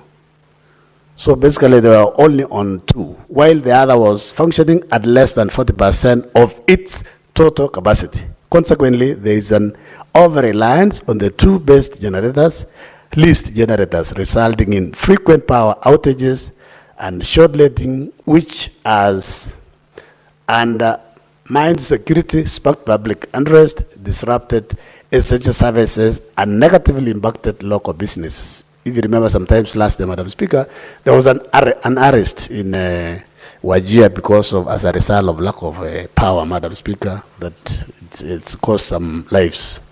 The committee recommended that the Ministry of Energy and Petroleum should give priority to historically marginalized off-grid counties, particularly Wajir, in future power transmission projects, and submit visibility studies for the proposed Garissa-Wajir transmission line. There has also been a proposal, Madam Speaker, to extend the line also from Isholo all the way to Marsabit, to Wajir, and to Mandera, Madam Speaker, to ensure that this part of the community of Kenya are served by green energy. Additionally, Kenya Power and Lighting Company should procure and install modern energy-efficient generators to replace the outdated ones in Wajir and implement a robust maintenance schedule reporting progress within 6 months. Madam Speaker, we are almost due very soon, as soon as the House resolves and adopts this report, Madam Speaker, the 6 months begins for Kenya Power to report back to the House. The Office of the Auditor General should conduct a special audit of KBLC's inventory management in Wajir, focusing on generators and stored electricity materials, and submit its finding also within 3 months. Madam Speaker, the committee also recommended that the Ministry of Energy and Petroleum, through its agencies, KBLC and REREC, should ensure greater transparency in the award of energy sector contracts in the county by adopting clear public procurement guidelines that give priority to the locals. In fact, this is common across northern and North Rift, Madam Speaker, where we have banditry, where there is insecurity, where contractors are given contracts, and after a short while, Madam Speaker, they take off, they run away from the regions, and the projects keep delaying. It runs even up to 3-4 years, and we deny the people services. That we are saying, Madam Speaker, KBLC and REREC should give priority and give contracts to the locals, because even if there is insecurity, they are used to the area. They know how to operate and conduct, undertake the projects without delays, Madam Speaker.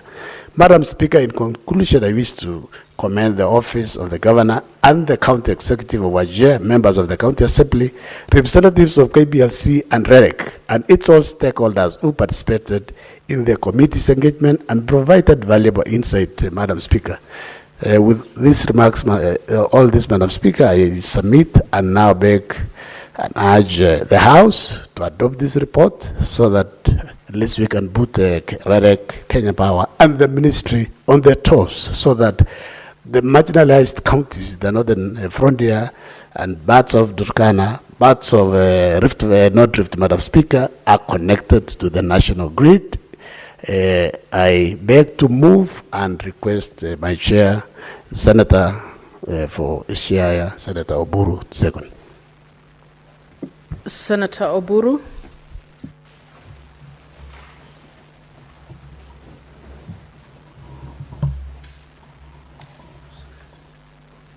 Yeah, Madam Speaker, I stand to second this motion by my committee as presented by my very able deputy here. Madam Speaker, they were in Wajir, and Wajir is in very, very dire situation, Madam Speaker, because, Madam Speaker, you find a huge city like Wajir, which is serving several constituencies, is still not connected to the national grid. It's just using generators. And, Madam Speaker, it is a high time that these areas were given the attention they need. Because, Madam Speaker, I know that at independence there was a sessional paper which was called Sessional Paper number 10 of 1965. Madam Speaker, this sessional paper, which was adopted by the Kenyan government, stated clearly that areas which did not produce high yields in terms of investment of a shilling were not going to be given priority in terms of development. So it was how much of the yield you bring on the table when a shilling is invested in your area. So because of this, these areas have very, very large tracts of land, Madam Speaker. The land also produces a lot of milk because there are a lot of cattle. Madam Speaker, the land also has very, very productive population who are very good in inventions and in trade, and they border with many countries and counties. Madam Speaker, these areas have suffered serious neglect since the independence of our country. And it is high time, Madam, that our independent government now directed attention to these areas which have been marginalized. And to me, the marginalization started right at independence because of the policies which were adopted then. Right now, we have had several changes in government with different policies, and it is, Madam Speaker, we have experiences which we know. For instance, a country like Botswana, which is all arid and in fact, almost arid all through.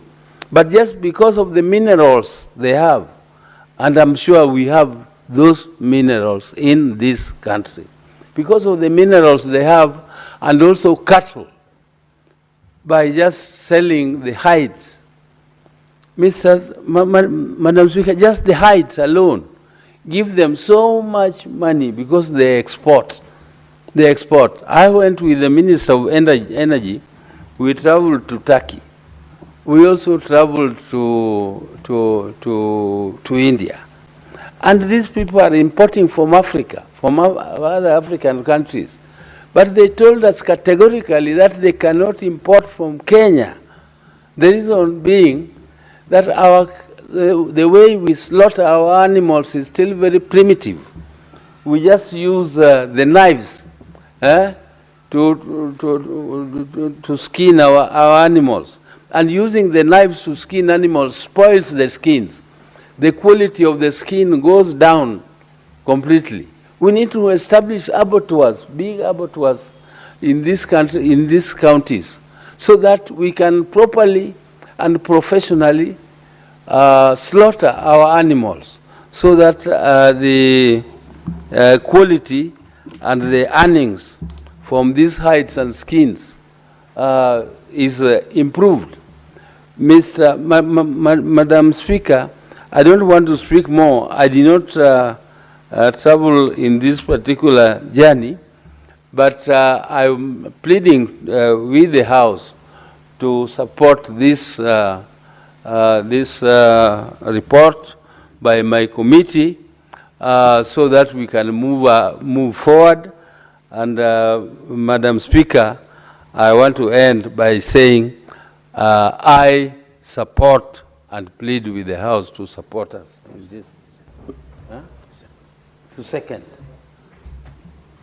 I second the motion. Thank you, Madam Speaker.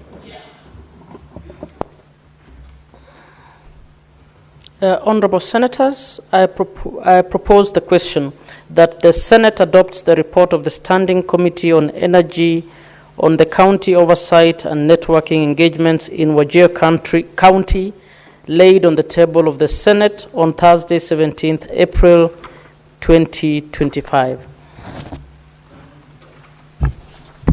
Senator Cherarki. Madam Speaker, let me say a few comments on this committee report. By starting off, I want to thank the youth-led Committee of Energy and the child of broad-based government, Senator Oburu Odinga, for the good job. Madam Speaker, as I always repeat, that our work should be more in mashinani and grassroots than many others. Madam Speaker, I'll mention only a few comments and maybe allow the mover to reply. Let me start from the basic. When I heard the mover, the vice chairperson, talking about the challenges of electricity in Wajir, through the speaker, Chair Senator Oburu, when we also visited in January, Mandera, it is the same script, Madam Speaker. These challenges, I remember even people were when we were in Mandera, Madam Speaker, they were even requesting that they were approaching Ramadan. And it was the season that it was very hot. When you go to Mandera, it has also 4 generators, like what they have in Wajir. All of them were dysfunctional. By the time we left, Kenya Power assured the people of Mandera that they were bringing new ones. The report we got later is that 2 new generators had broken down. Because apparently, because of the hot weather in Mandera and Wajir and northern part of this country, those generators could not be sustained. I have heard the mover talking about that Wajir, Mandera are not connected to the national grid. I think it is only Garissa, if I'm not wrong. And Madam Speaker, let me begin by the 4th schedule of the Constitution, because I'll ask you 4 points so that I can cede grounds to my colleagues. When you look at the 4th schedule, one of the roles in number 22 of the counties is energy policy. And then number 31, energy policy includes electricity and gas regulation and energy regulation. I want to challenge counties that have been marginalized, like Wajir. Kenya Power and Lighting Company is not a monopoly when we pass this constitution. When we pass the 2010 constitution, Madam Speaker, there is no monopoly of Kenya Power again. Because counties have the power to regulate energy and even gas that we might have in this region, Madam Speaker. So I want to challenge counties that have been marginalized by Kenya Power and Lighting Company, KPLC, that under the Constitution, they have the power to produce their own energy. And they can be cleared by IPRA. I know the chairperson of energy is aware that there are small dams and small people who are generating their own power. Madam Speaker, I was shocked, and I want to challenge the government of Mandera and Wajir. When you are in Mandera, the river near Bulawayo, across, can you believe, Madam Speaker, this is very interesting. Can you believe, through the chair of energy, that Somalia, which appears unstable, has a reliable electricity? Can you believe, Madam Speaker? Somalia, which we fear as unstable, they have a reliable electricity. Across, there is Ethiopia, and the electricity there is cheaper. I want to appeal and challenge Governor Marsabit, Wajir, Mandera, to engage the national government as a guarantee to buy and get electricity from Somalia and Ethiopia. Because Kenya Power has decided to marginalize those regions. How can you explain 60 years down the line, Mr. Speaker, sir? 60 years down the line, that the great people of Mandera, Wajir, Marsabit are still being marginalized by Kenya and Power Lighting Company by not being connected to the national grid. It is very unfortunate and shameful, Mr. Speaker, sir. This constitution was a liberation to the people of Northern Kenya. The fourth schedule, number 21 and 31, Madam Speaker, they can generate, and I want to urge the county governments of those regions to engage a better option. They will wait for Kenya and Power and Company Limited to bring an electricity through REREC. The incompetency, the lethargy of REREC in this report, I'm happy the chairperson and the Energy Committee have indicted them, Mr. Speaker, sir. They have been indicted. Mr. Speaker, all of us know the unreliability of Kenya Power and Lighting Company or Kenya Power, the electricity. In fact, Mr. Speaker, when it rains, you are likely to lose electricity. It is like when Kenya Power, when electricity notices there is rain, the powers disappear, Mr. Speaker. So I want to challenge, as I support this report, that Wajir, Marsabit, Mandera, just like any other Kenyans, they have a right to access to electricity.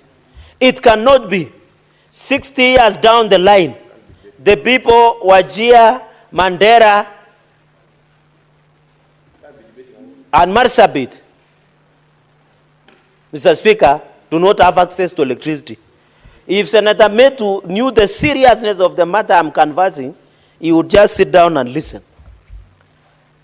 Chairperson of Energy, I would have expected in your report to recommend to those counties to do their own reticulation of energy and gas, so that we can give them a chance. They cannot be marginalized.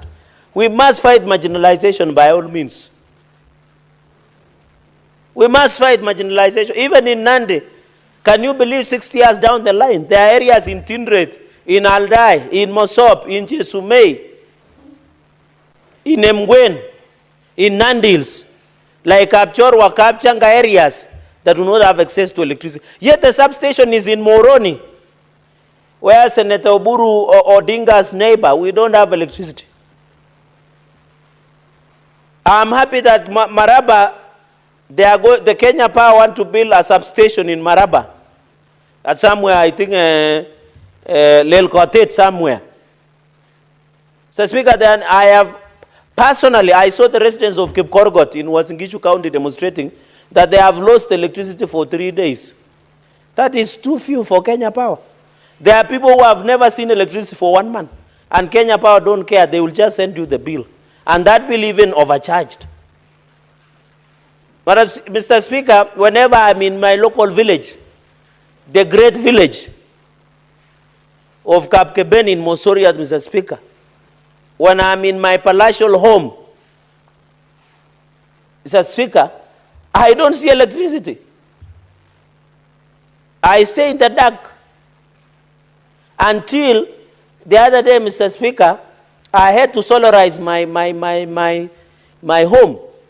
so that I can have a reliable electricity. I wish, through the Speaker, Chairperson, Senator Oburu, you should call Kenyan Power Lighting to order.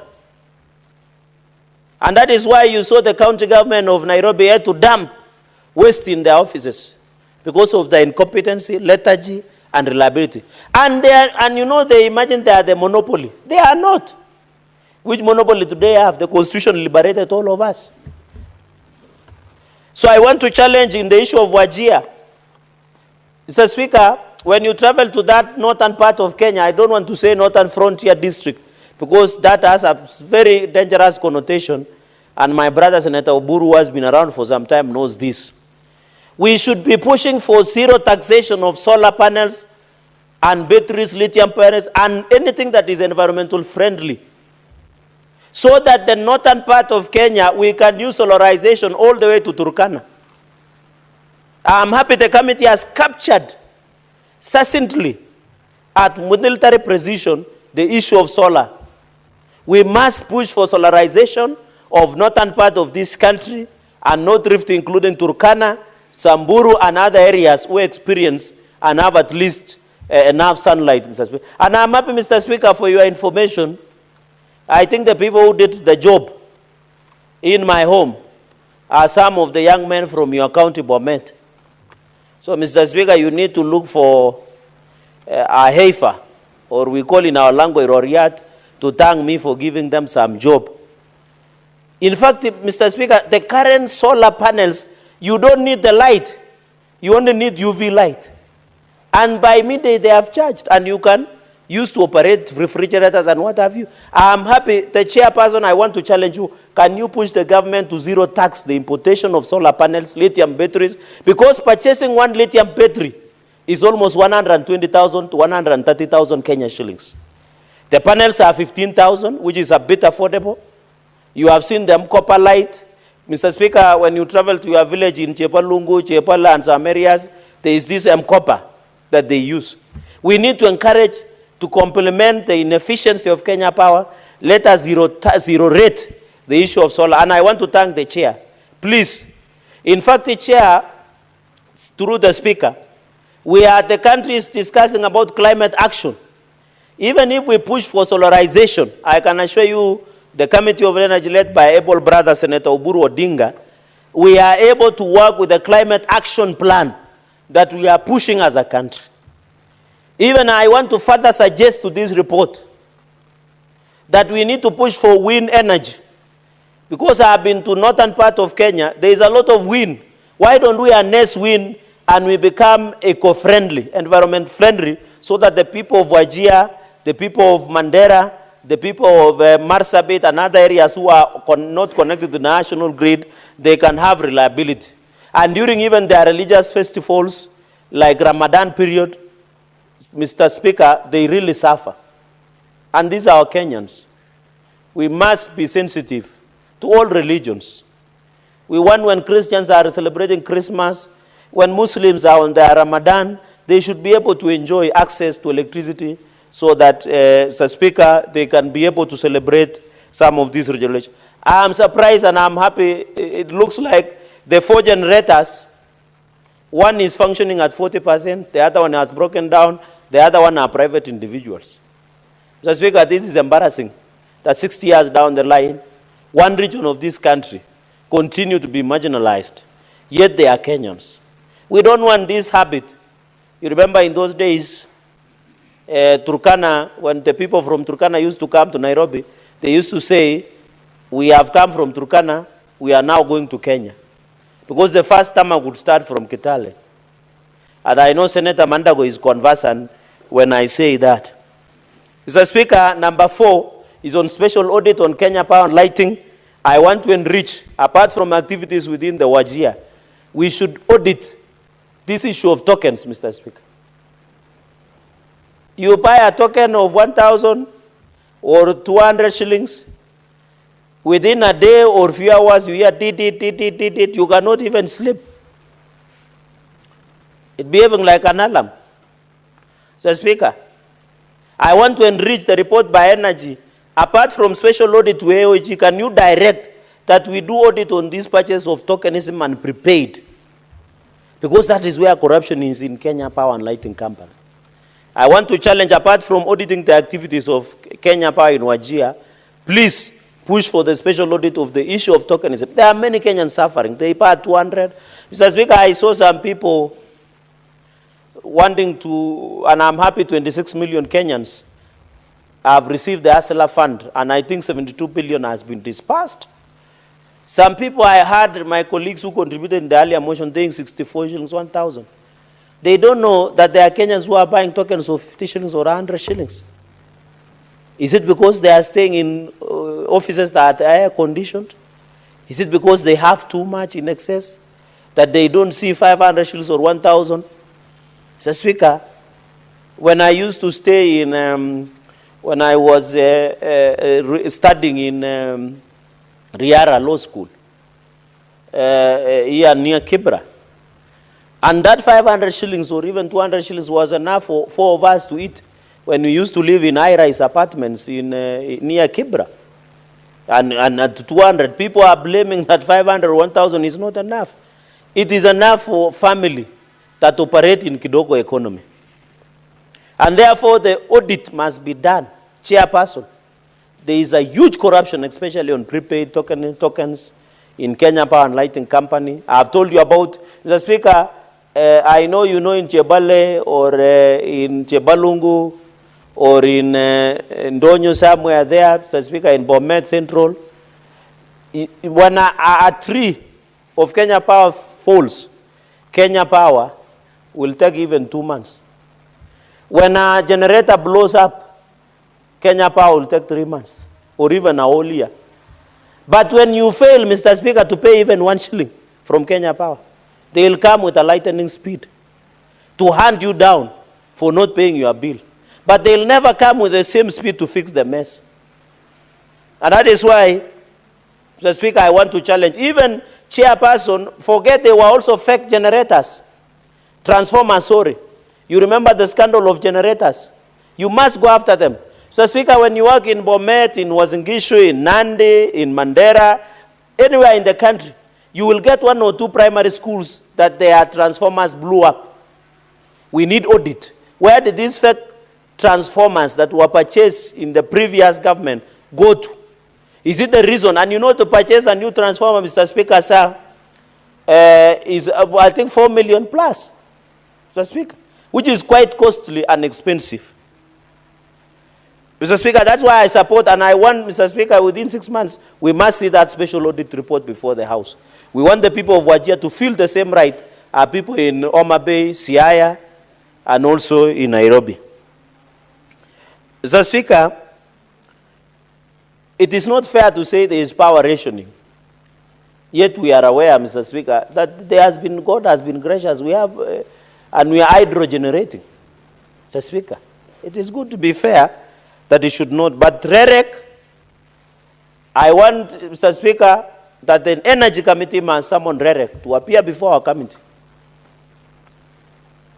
Are they doing their work politically motivated, REREC? I have never understood them. And I'm surprised that they follow individuals. Mr. Speaker, REREC must be called to order. They are the ones, in conclusion, of local contractors. Why would you take a contractor? You know, chairperson, we need to be fair to Kenyans. If there is a project in Siaya, why would you take a contractor from Nairobi? How will the economy of Siaya grow? Why would I take a contractor from here to Bomet, or to Wazingishu, or to Nandi, or to Mandera? Why don't you give it to the local contractors of Wajir to do the job, so long as they have capacity? That's how you grow economy. That's the true intention of devolution, Mr. Speaker, sir. While I note your change of appearance today, Mr. Speaker, it's rare to see you in reading classes, Mr. Speaker, or is it a new swag? Mr. Speaker, we must be told. Governor Senator Mandago has been a governor. And he knows the power of giving a job to a local contractor. It will grow the economy. They will spend it there. A local contractor will buy sukuma there. He will go to a local club, take 1 or 2 for the road, go for Angla music. I think it's called Prince Inda. Do one, take tea or mandazi there, give something, take care of one or two. Mr. Speaker, that's how you grow the economy. But if I give a contractor from Nairobi, they will hit it from Nairobi. We want that money to go there. They will go to a local church, a local contractor will contribute in a local village, will contribute in a church, will contribute. But the contractor, Mr. Speaker, I agree with this committee.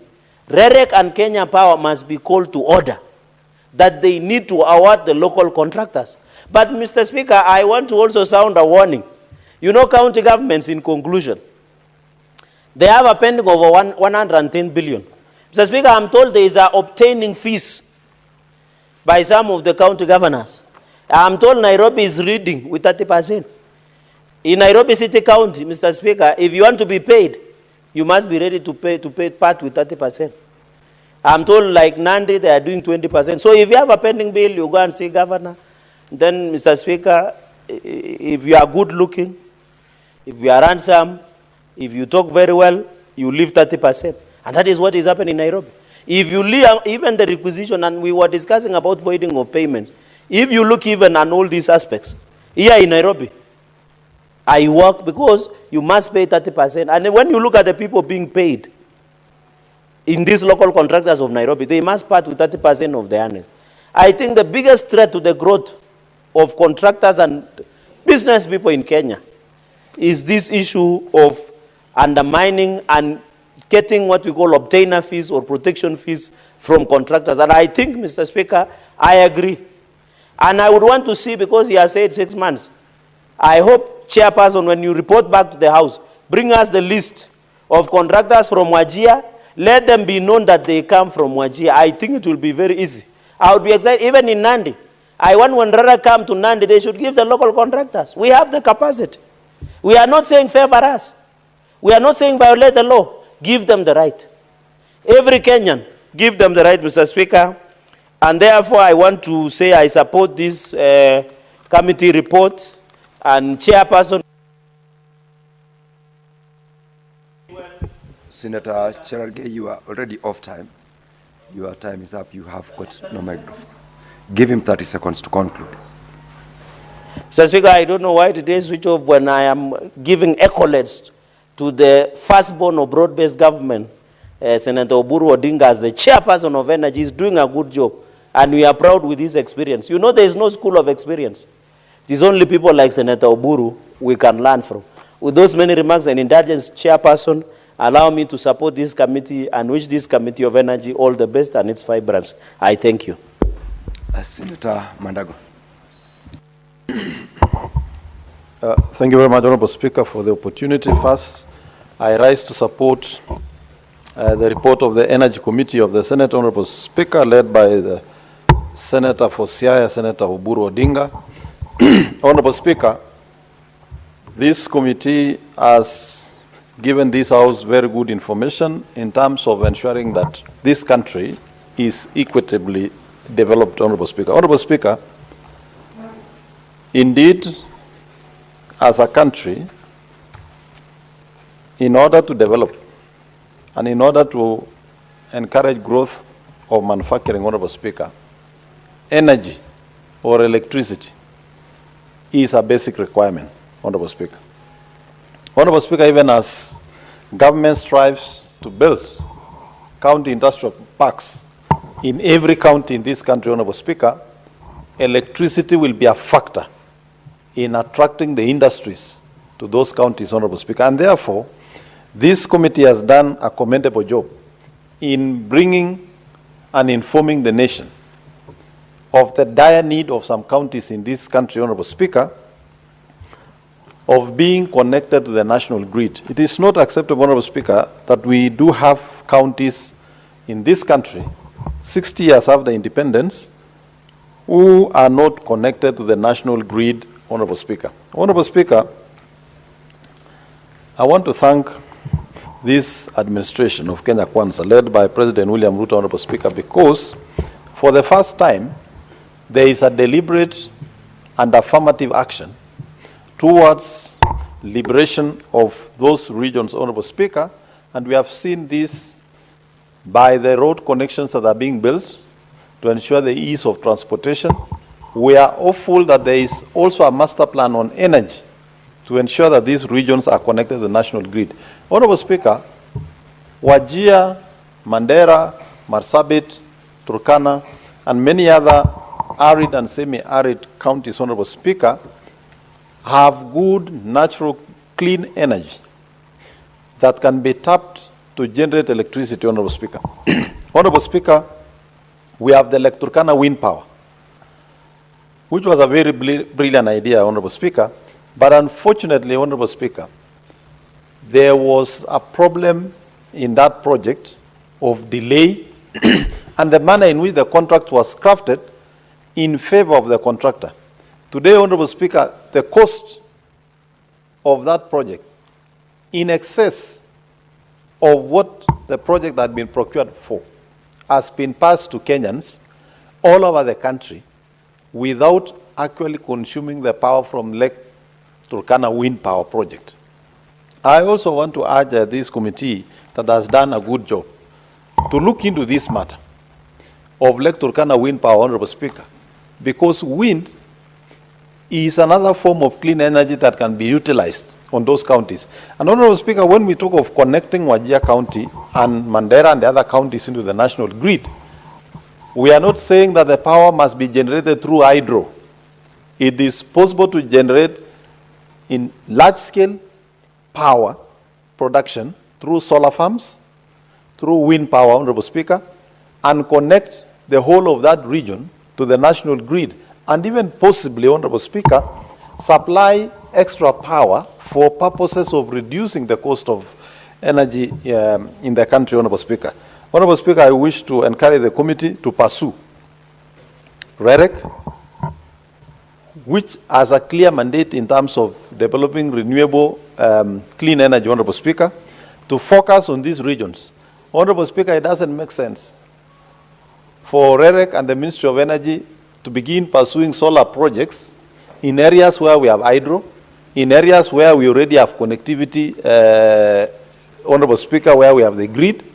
They should, all renewable energy projects for wind and solar, Honorable Speaker, should actually be focused on these regions so that these regions can have consistent power. Honorable Speaker, I also want to ask the Chair of the Senate Energy Committee to look into the operations of Kentraco also, Honorable Speaker.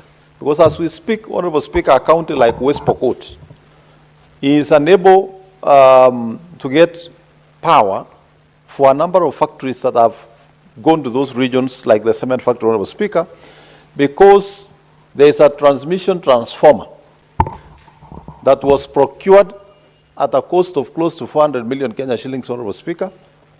The transformer was transported from Mombasa.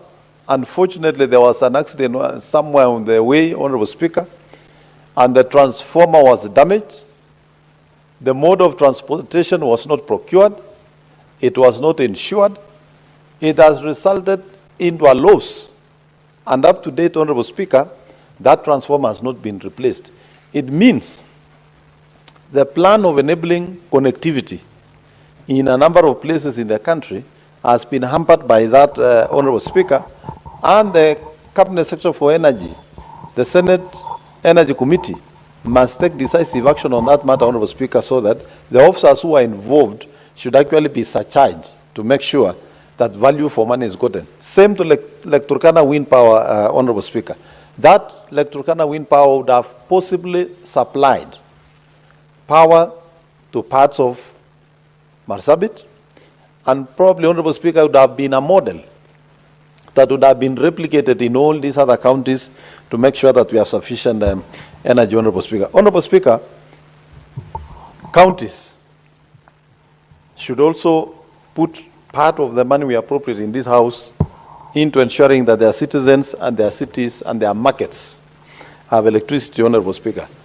Honorable Speaker, we have witnessed that when electricity is supplied, when street lights and floodlights are supplied in the markets, Honorable Speaker, there is more time for the business people to conduct their business, and they can extend the time they do business, Honorable Speaker, from 6 p.m.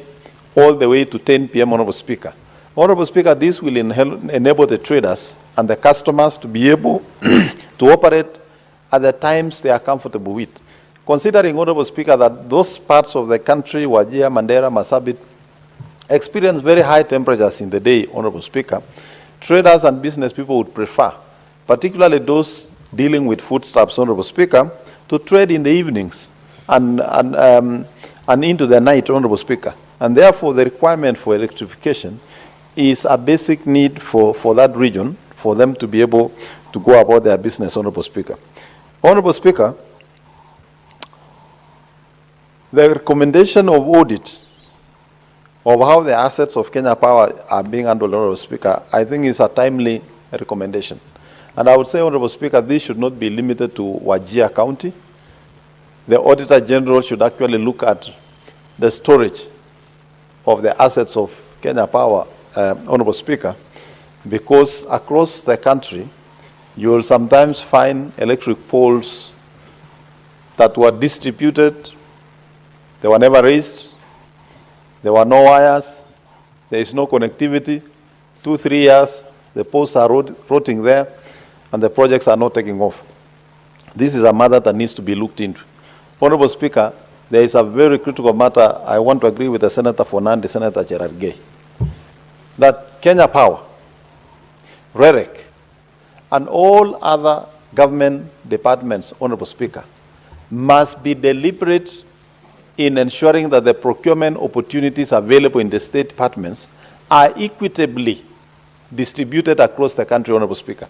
Honorable Speaker, today in this country, we have no shortage of electricians, technicians in this country, because the government of Kenya deliberately decided that we are going to have a technical training institute in every constituency in this country. And I'm happy, Honorable Speaker, that that dream is almost being realized 100%, because we now have more than 150 TTIs across the country, ensuring that the availability of technical personnel to undertake some of these projects, Honorable Speaker, in any locality in this country is availed.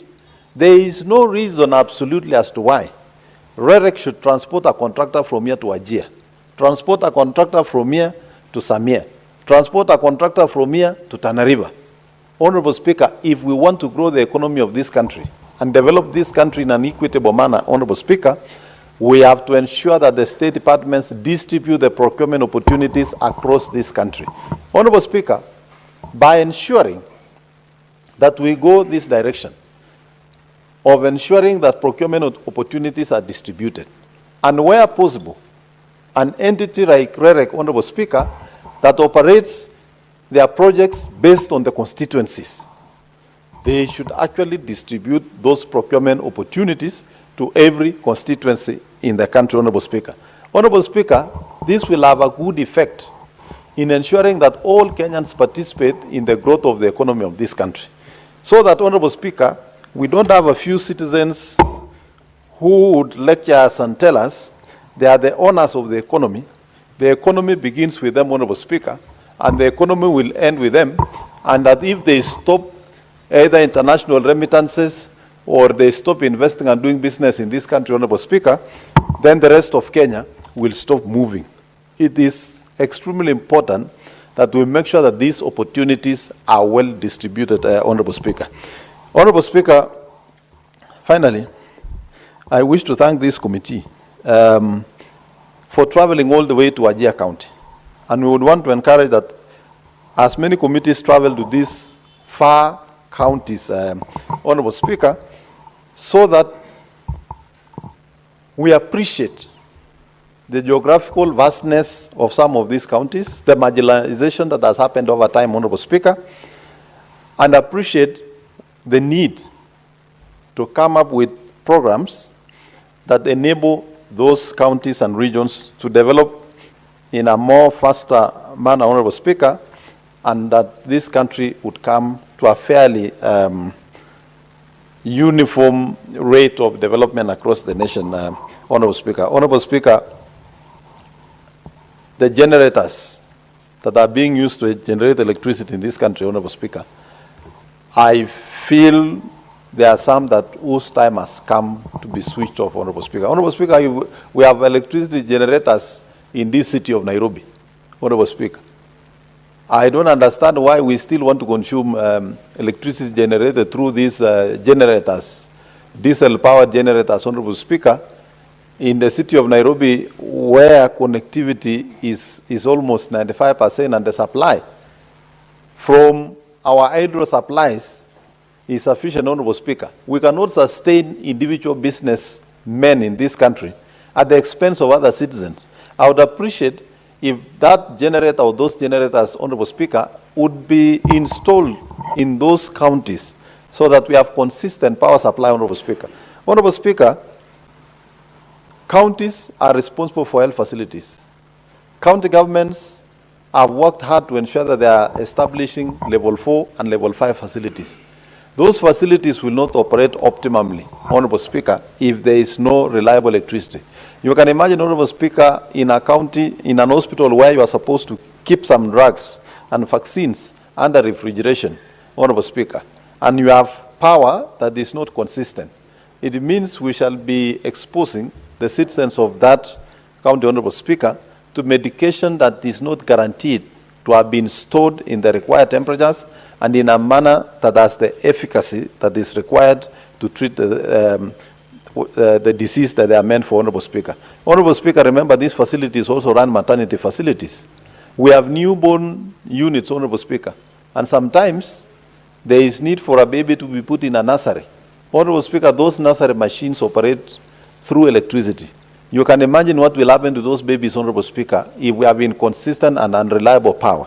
Therefore, the supply of power and the need of electricity, Honorable Speaker, is not a luxury but a basic need that is required to drive all services in government and in the economy and in the population, Honorable Speaker. I support this report and thank the committee for the job they have done well. Thank you very much, Honorable Speaker. Thank you, Honorable Mandago. Honorable Senators, there being no other member wishing to contribute to this report, I ask the chairperson of Energy Committee, the Honorable Senator Oburu, to reply. Thank you, Mr. Speaker, sir, for the opportunity to reply. And Mr. Speaker, sir, I beg to reply and thank my fellow senators who have contributed to this report, and all the comments taken are taken very kindly, Mr. Speaker, because electricity is an essential element of development in any country. There is no country which can develop without electricity. It is not a luxury, it is a necessity. And when we talk about it, there are many, many issues which arise. The members have raised issues. Some of them are directly to our report of Wajir, but some are generally which affect electricity supply all over the country. And we take all of them and we note them, and we are discussing. Some of them are already being discussed. They will be in some other reports which will be here also tabled here in the House soon. And Mr. Speaker, I therefore, pursuant to Standing Order 66, caption 3 of the Senate Standing Orders, I request the Department of, I request that the question be put to a later date. Mr. Speaker, sir, I beg to reply. Thank you, Honorable Senator Oburu. Putting of the question on this report is hereby deferred to the next sitting of this House. Now, Honorable Senators, for the convenience of the remainder of the business of the House, we shall defer order number 12, 13, 14, order number 15, order number 16, 17, all through to order number 22 and further defer order 24, order number 25, order number 26, and order 27 to the next sitting of the House. We may now rise. Now, honorable senators, there being no other business on the order paper, the Senate stands adjourned until tomorrow, Thursday, 7th of August, 2024 at 2:30 p.m.